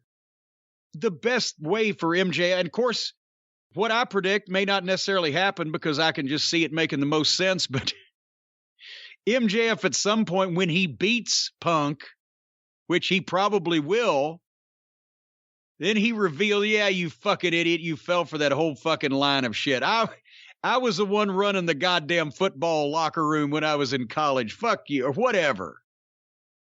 But I like this, and it was different, and it wasn't the same shit we see over and over again, and MJF did a great job. What'd you think? I thought it was one of the greatest promos I've ever seen on wrestling. It was one of the most unique promos I've ever seen on wrestling. You have a guy that the fans love booing, not in the Cody way, but in the right way, and he was able to get them to shut up and listen and start believing him and going with him. He did have tears. This fucking guy was able to make himself cry in the middle of this. And like you said, a lot of this was probably based on reality. I believe that just, based on how I grew up on Long Island. But this was an incredibly strong promo. This did a great job of laying out, like I said before, the heel origin story, but where exactly this comes from with MJF and Punk. And I'm going to say it again because I've been saying it for a while, but it's noticeable that for the last several months, the one segment that is almost always must see on AEW TV has been anything with CM Punk or MJF and this feud in this program. Yeah. It's been months now. Not everything's what you would do and not everything's what I would do, but they're not messing up. They're telling a story. The worst thing that we said one week, we said it started going a little long. It was good, but it was a little long. That's the worst thing that we could say. They're telling a story. They haven't rushed anything. They haven't done anything egregious or stupid. They haven't done anything to take away your ability to suspend disbelief. This, I would actually argue this may be the single greatest feud in the history of AEW. Just right now. Just based on the logic and the fact that it's connecting with fans.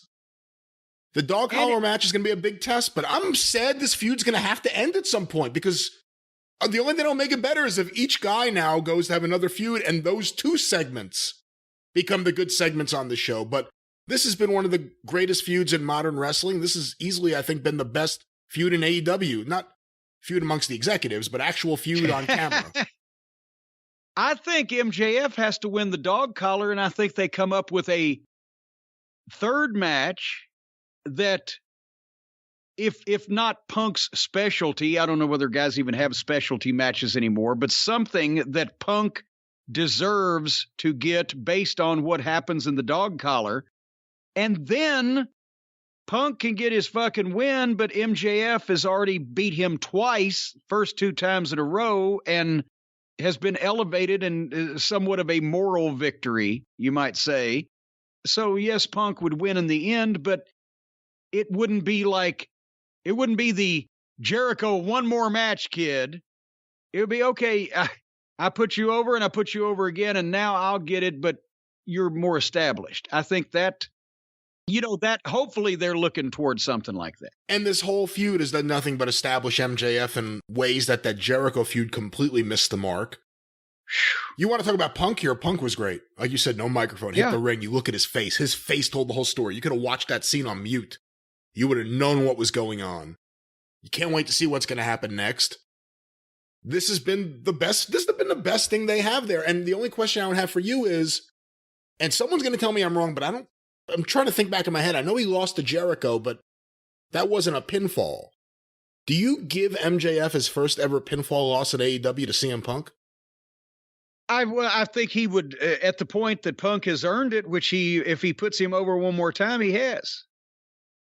But see, the conventional wisdom or rule of thumb, or maybe even, just feeling like it's fair would be, okay, if they're going to go 3 matches, well, MJF won the first one in Chicago, Punk wins the second, but MJF gets heat and then they have a third. I don't like that setup, because if Punk wins the second, especially in his own stipulation, then it kind of kind of puts a period on it where, okay, MJF got the fluke, but now I've established I'm better.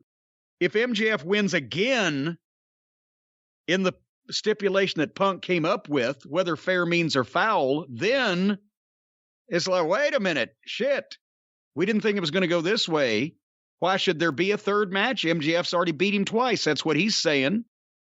But there would be extenuating circumstances to where Punk would deserve and receive a rematch, and then Punk could get his win back. I can see that as having a little bit more impact than, okay, I'll take first one, you take second one, and then we'll have the rubber match.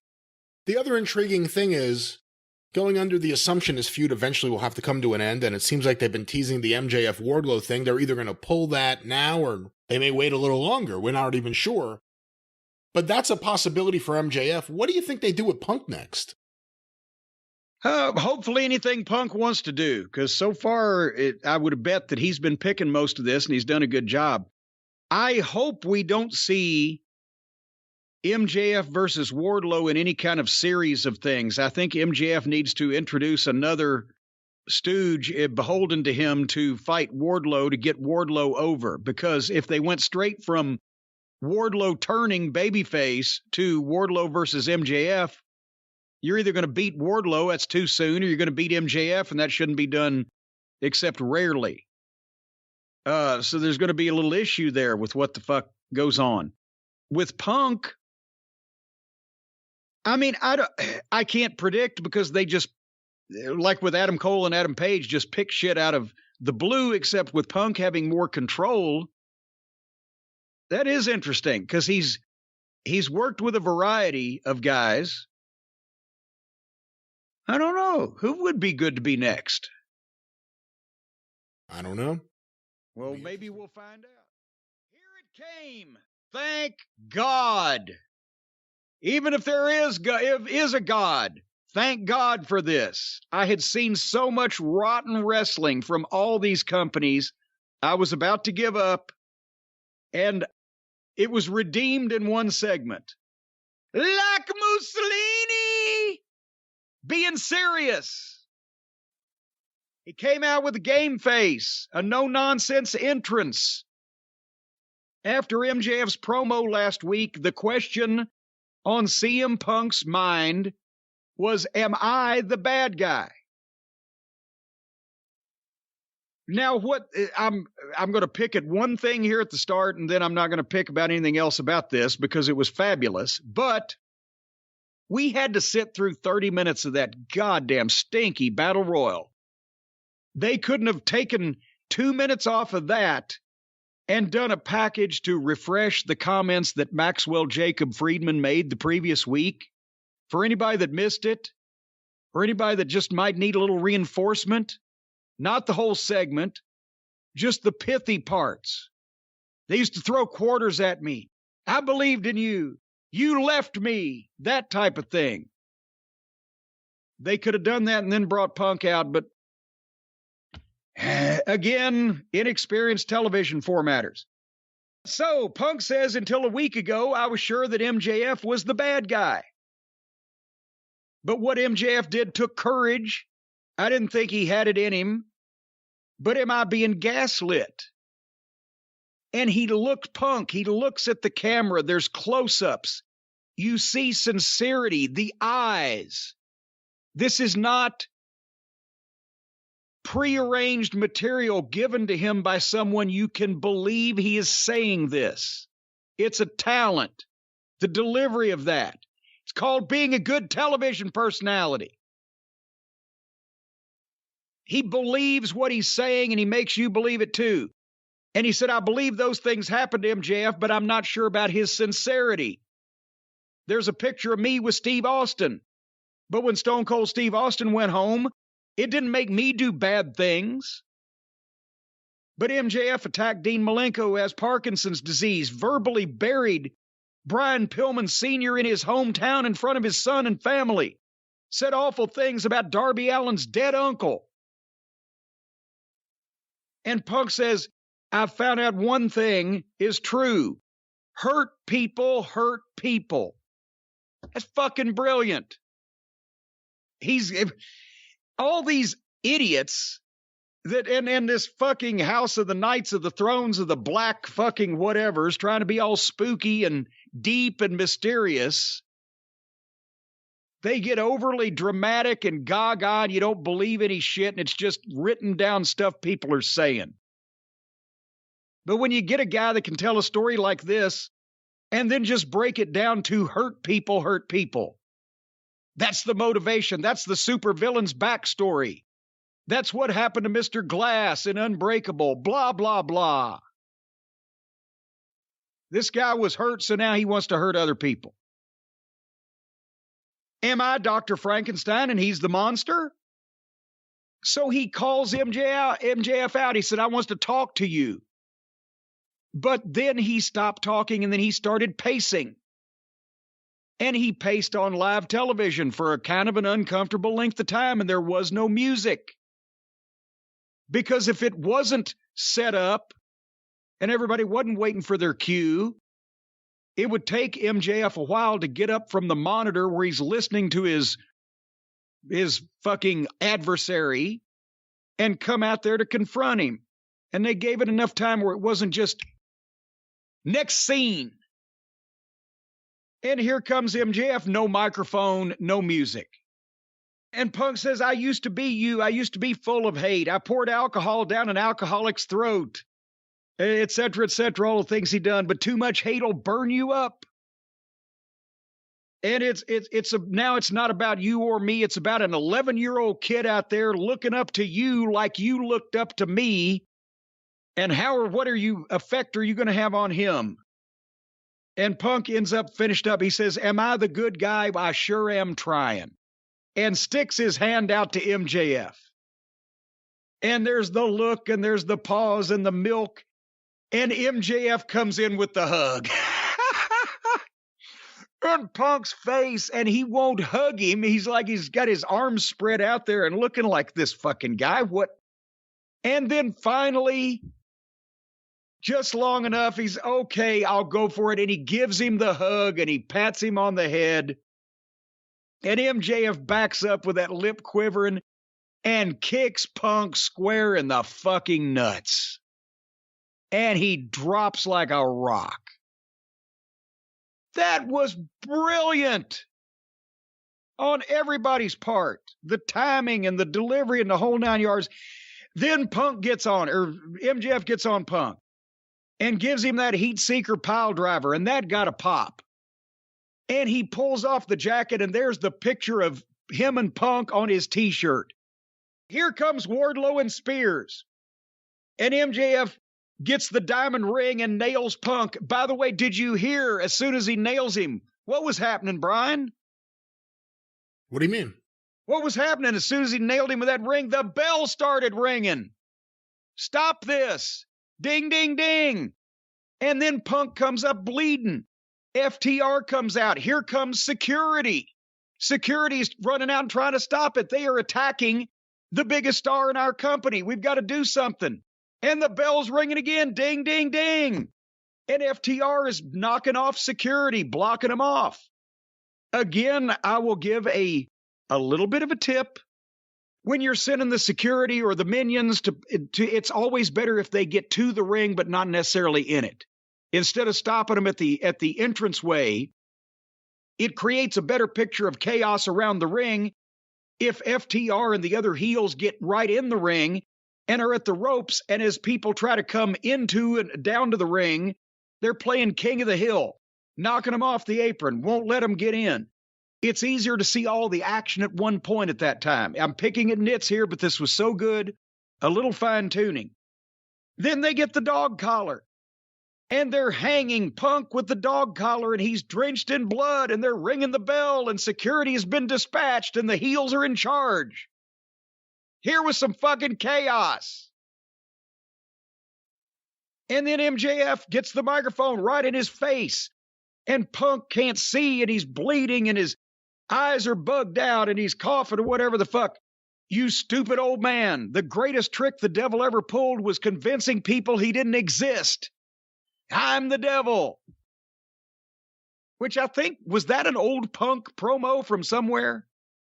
Oh, maybe, and I don't know. That would be an interesting I think callback. it was. Yeah. Anyway, so at that point, now string him up, and they start pulling the chain, and they're hanging Punk. And God damn it, they should have widened back up. He's twisting on the apron, but if they could have got a wide shot, where there's a way you can do this without killing the man, where his feet could have been off the ground while he's hanging from the chain, that would have been great. But otherwise, here comes Darby Allin, Sammy Guevara, and Sting, the top baby faces. They hit the ring and make a save, and the heels powder, and the save got a big pop. When's the last time you heard a save get a pop? If they do one, it always happens after everything's over with, and they haven't built up the chaos, the urgency, the jeopardy. As soon as people saw Darby and the gang, yay! Now, as good as this was, just imagine for a second if you didn't see blood on TV all the time with AEW.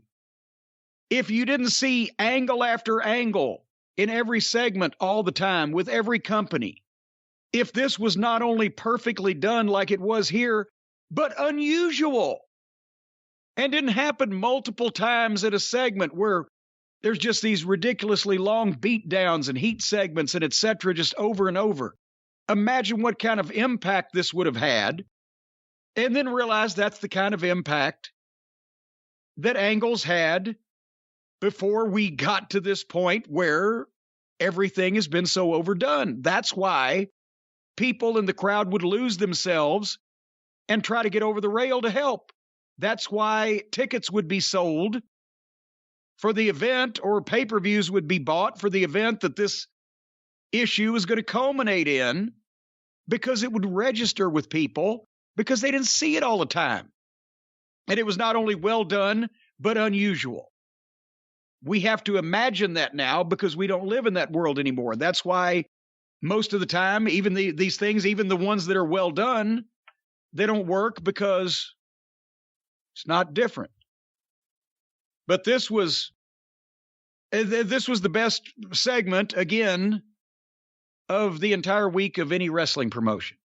Your thoughts? This has been the best feud in professional wrestling since it began. And whenever people hear us criticize some of the wrestling they may like, some of the younger stuff, some of the high-flying stuff, and they'll say, well, it just seems like you guys don't like anything. Wrestling's moved on from what you like. You just have to accept it. I point to something like this. This is exactly what I think wrestling should be now. And we're about to go to a pay-per-view, and I'm excited to see this match. They've built it up. There's meaning behind it. It's not a throwaway match. Every single thing they've done on TV has meant something and continued the build. This is the best feud in wrestling. This is the smartest feud in wrestling. This is an example, and I've said it a while back when it came to things when AEW does it right, and it's modern-day Mid-South wrestling like this. Yeah. It pisses me off more when I see some of the other stuff on the show. Because this is exactly the tone of what the competitor to WWE should have. Yes. Not phony, not showbiz, right. Not predetermined, prearranged, not fixed, not a performance. That is because the WWE has that all locked up, and apparently a lot of people don't want to see that. Not like they ever did. It's just more apparent than ever before now. And this could be, as you said, modern-day Mid-South wrestling, a violent alternative. It doesn't always have to be violence. And I just said don't overdo it. Somebody's going to say, well, you can't do that all the time. You just said that. No, use this tone. Use this execution. Everything is logical. Everything's believable. The people that say things, what they say, they appear to mean. The matches appear to be important.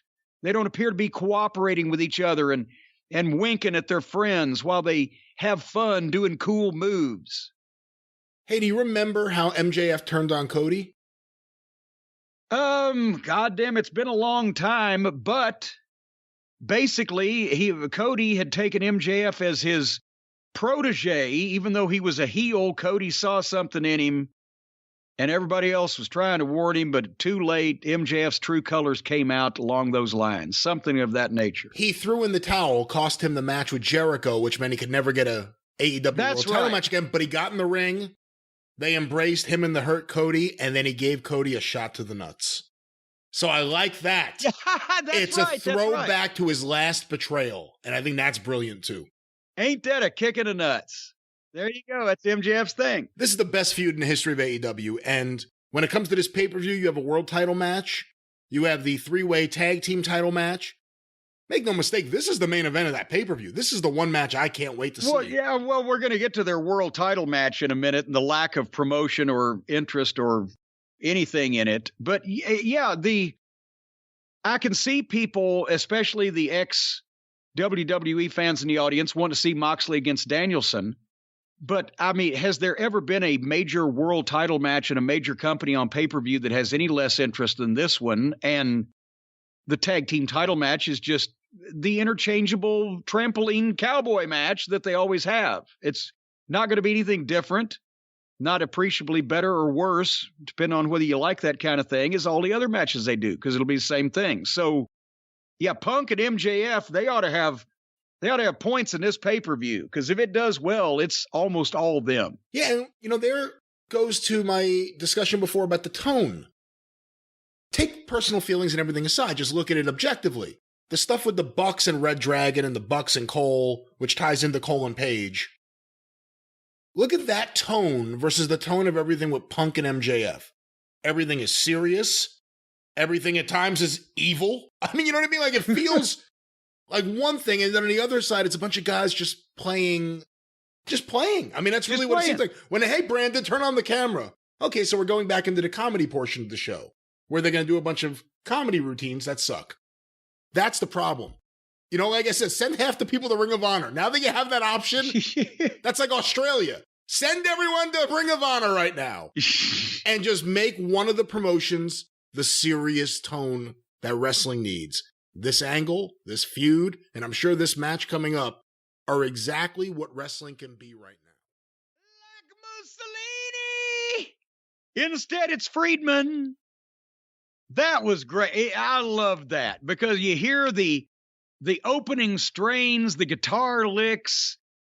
You think it's Cult of Personality, and suddenly it's MJF yanking your chain. I like that. And off his music switches to his, and here he comes. So, you, Mr. Music Business Background, I know that the music that Punk came out to was what he used years ago in Ring of Honor, but what is the song and who is the artist? I forget the song name. It's AFI. It was actually a great album. I have that album when it came out. I used to play it all the time. I had the girl I used to know who liked that album, and she got me into that album. It's a great album, and he used to come out to that song, which is, I think, the first song on the album. I just don't know the name of it. Who is AFI? They be a band that played music similar to the music you heard on the... I don't know how to describe them. They were a band, I guess you could say maybe emo-ish, goth-ish. They were going through a lot of issues, and they made a lot of good songs. Well, anyway, he changed it up a little bit, and they mentioned it for the folks who didn't understand why it was different music. They mentioned what it was. So not the, again, I didn't hear the song title, but they said that it was Ring of Honor's or Punk's old Ring of Honor music. Anyway, from the time that they came out and they're standing in the ring, both guys' facials are great. Their attitude, their demeanor, as the Fink used to say. During the in-ring introductions, to give it a big match feel, like a sporting event. And not just this, here he comes down now the aisle to his custom-made music, doing his pre-choreographed routine. But they're in the ring, it's a fucking match, it's a fight. And both these guys know how to, especially Punk, obviously, just because of his experience, know how to command your attention while they're either not doing much or not doing anything.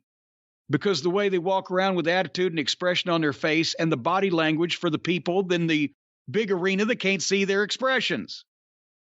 And they took their time. That was the longest fucking chain I've ever seen in a chain match. And I thought that might give them troubles, but they seem to. I got to be honest, even guys who have had some chain matches have issues more often with the chain than what I saw them have in this match. A couple of times they were, if you step over the wrong rope, you got to go back in and back out because you're wound around and all that stuff, and that just happens. But they didn't have a lot of trouble as compared to some I've seen.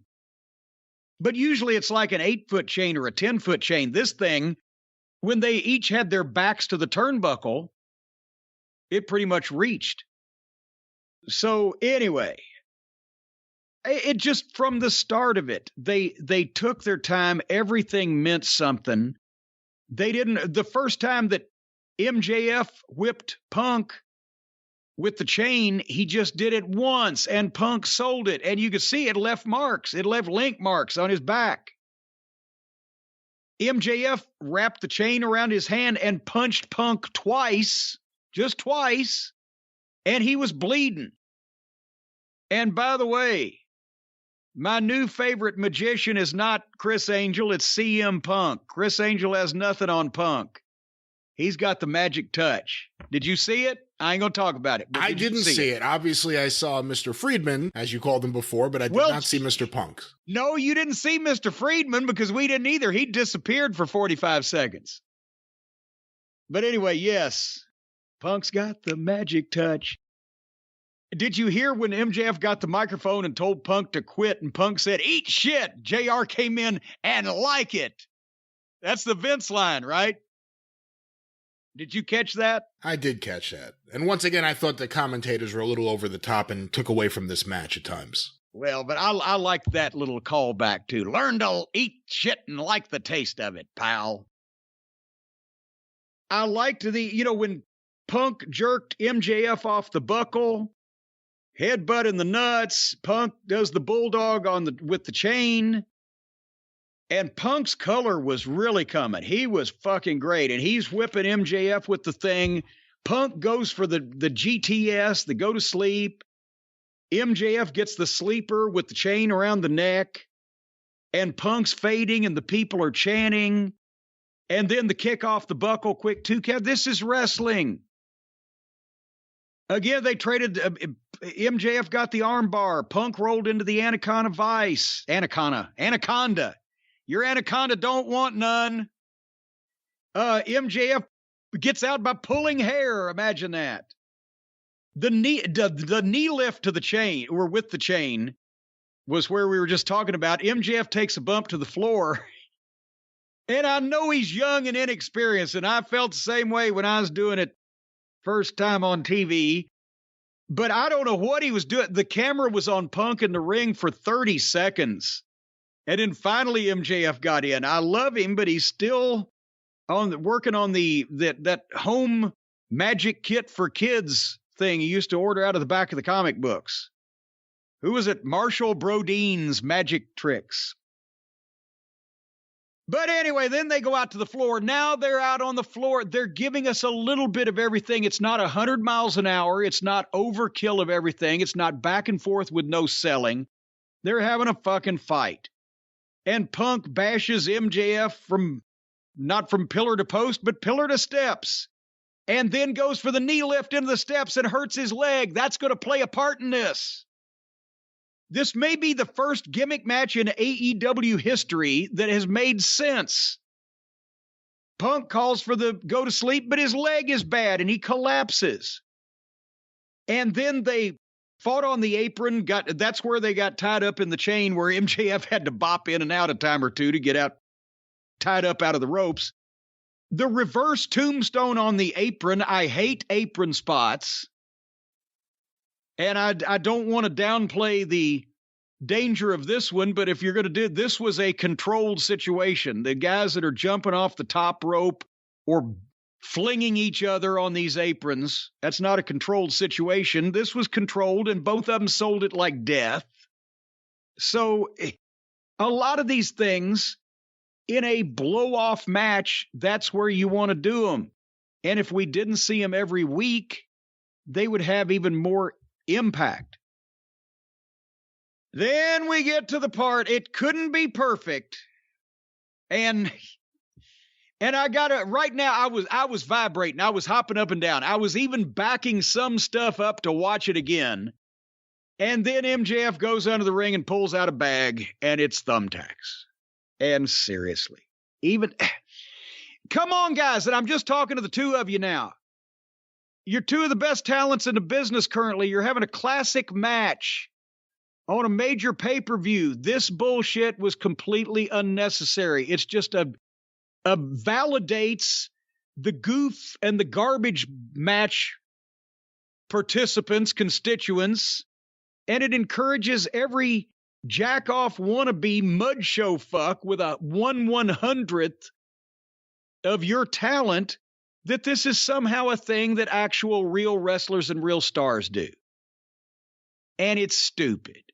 And it ain't going to win anybody anything.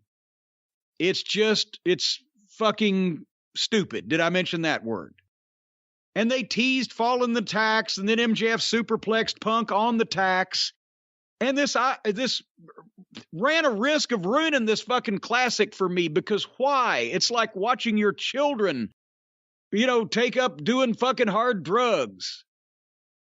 Why? It's so unnecessary. And now they've ruined a lot of the ring for bumps.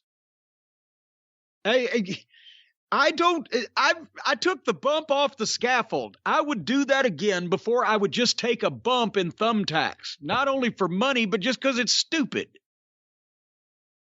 Anyway, somehow MJF got unhooked there. I didn't see how it was, but he called for Wardlow several times. And finally, here comes Wardlow. And this is where the floor camera was behind Wardlow, and I could see, because I then later on went back and looked, he starts feeling, because MJF is screaming for the ring. Well, he starts feeling for the ring. The floor camera was behind him. You couldn't see it good. So the floor camera starts to truck around Wardlow's left side, and just as you can start seeing it, that's where, I think it was Tony, but it may have been excrement too. Oh, he can't find it. Great if we'd have seen that for ourselves before you called it. He hadn't gotten the idea over yet that he couldn't really find it to anybody but the guys who had been in the finish meeting, apparently, and knew that it was going to take place. Anyway, couldn't find the ring. So Punk took that opportunity to hit the GTS on MJF, and then MJF fell into the tax and did a funny, back arch type of thing. That wasn't the right reaction there. You don't want it funny. The tax are screwing everything up. But then Punk looks at Wardlow, and Wardlow looks at Punk, and Wardlow finds the ring and leaves it on the apron to a huge pop. And walks off, and Punk gets the ring and grabs MJF and gives him the finger. MJF spits in his face. Punk nails him with the ring one time. 1, 2, 3. If there had been a shortage of thumbtacks in the United States of America on the day of this match, this would have been the closest thing to a perfect gimmick match that I've seen in years. Your thoughts, Brian? I agree with some of your criticisms. Hated the thumbtacks. Hated the commentary. In terms of the two participants, I thought took me out of it for a second when Punk started using the chain, and just the way he was working it, it didn't look the greatest. Well, I saw that also, and if you notice, here's the thing, they're using a real chain. Right. And if you go back and watch, Punk had pulled it for where he thought he was going, and MJF anticipated and bowed his back down a little bit, and the first one especially, it was like it didn't quite get there. But yeah, there was a couple of MJFs looked better on Punk, and we saw the marks on Punk, so for good reason. But yeah, I got you there. But I thought it was great. I think this entire feud has been the example of what a lot of people like me want wrestling today to be like, and we don't understand why there isn't a full-time promotion that just treats things seriously. This feud was great. Give it to Punk. He got great color twice in 1 week. Who's the last guy in the business to do that? Used to be all the time, and then all of a sudden it went away. Yeah. Wednesday, and again on Sunday, great color. hate to say it, but I hope you bleed a lot more, CM Punk. But really good. And, you know, they did the 2 matches. Punk wins the second one. It almost feels like it's not the time to do a third match. It feels like it is the time maybe to move on with MJF and Wardlow. I don't know what you do with Punk. Well, no, now I agree. I had said beforehand, if it was me, I would have had MJF win the first 2 and then Punk win the blow-off. After this, they can't blow anything else off. This was so good. And it was an ultimate, you know, fucking finisher. And they've got the right turn for Punk to make, or for MJF to make, rather, so he doesn't just go out a loser. He'll say, I'll deal with Punk on my time, but Wardlow, and that he gives him a graceful exit out of the thing. So in this, but I would have had another match of some description that didn't have the heavy, you know, dog collar, end all be all, whatever. But no, I agree with you now. They must move on. This feud has been so well done. It's been so intelligently done. And now we're going into whatever Punk's going to do, and I have a lot of faith in CM Punk's quality control. I have a lot of faith, maybe more than almost anyone in wrestling right now. And I have to say, since the Jericho feud, everything MJF has been a part of has made sense and been great. And this feud is the greatest in AEW's history, and maybe the best in wrestling in years. It gives me a lot of faith going into MJF Wardlow. And that makes me want to ask you the question, seeing the crowd reactions he's starting to get, seeing what he could do in the ring on a limited basis as a heel, just killing people with the powerbomb, but seeing how the MJF Punk program was booked and how things made sense and how people react to MJF a certain way, you got to think Wardlow's about to come out of this a major star. Oh, yeah, they're into him, and they love him, and they love the power bombs, and they loved couldn't find the ring, and they've been wanting this for a while since they've juiced it up again. Remember, they were teasing this 2 years ago, and if they'd have did it then, Jesus, because they had only been together for 6 weeks. So thankfully, they put it on the back burner, and then they've, you know, established some history between these guys. And obviously, we're not going to see Wardlow and MJF right off. We'll get Wardlow and Spears. So here comes the power bombs. And maybe MJF can, certainly not FTR. I hope that group is dissolved at this point.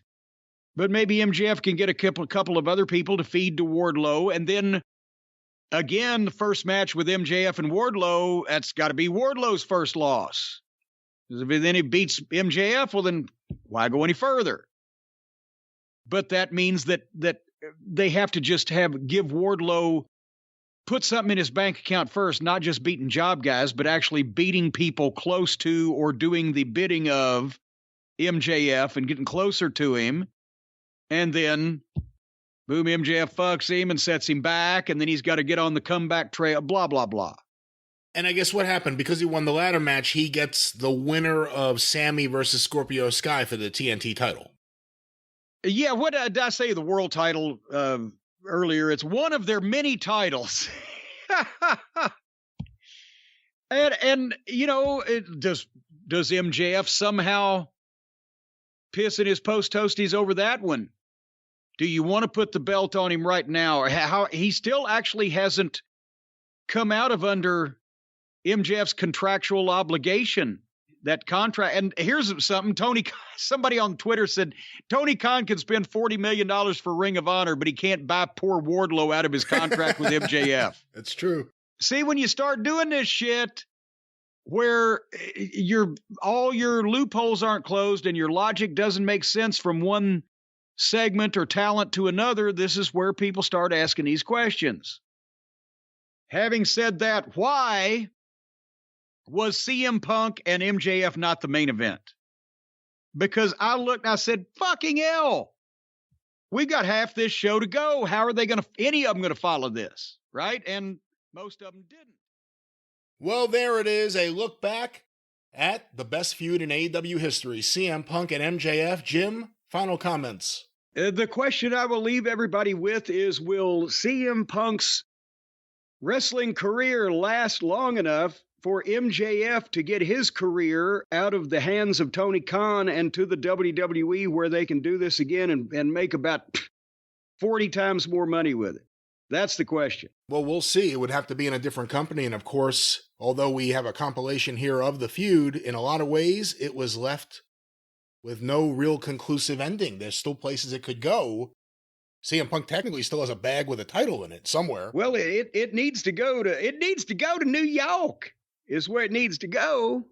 But I'm afraid that MJF's indentured servitude will outlast Punk's ability to participate in it before he retires again at this rate. Well, we shall see what happens. We shall see if these guys and the WWE give us a Volume 2 at some point in the future, in the far future. But until then, for this omnibus and for Jim Cornette, I'm the great Brian Last. Tally-ho!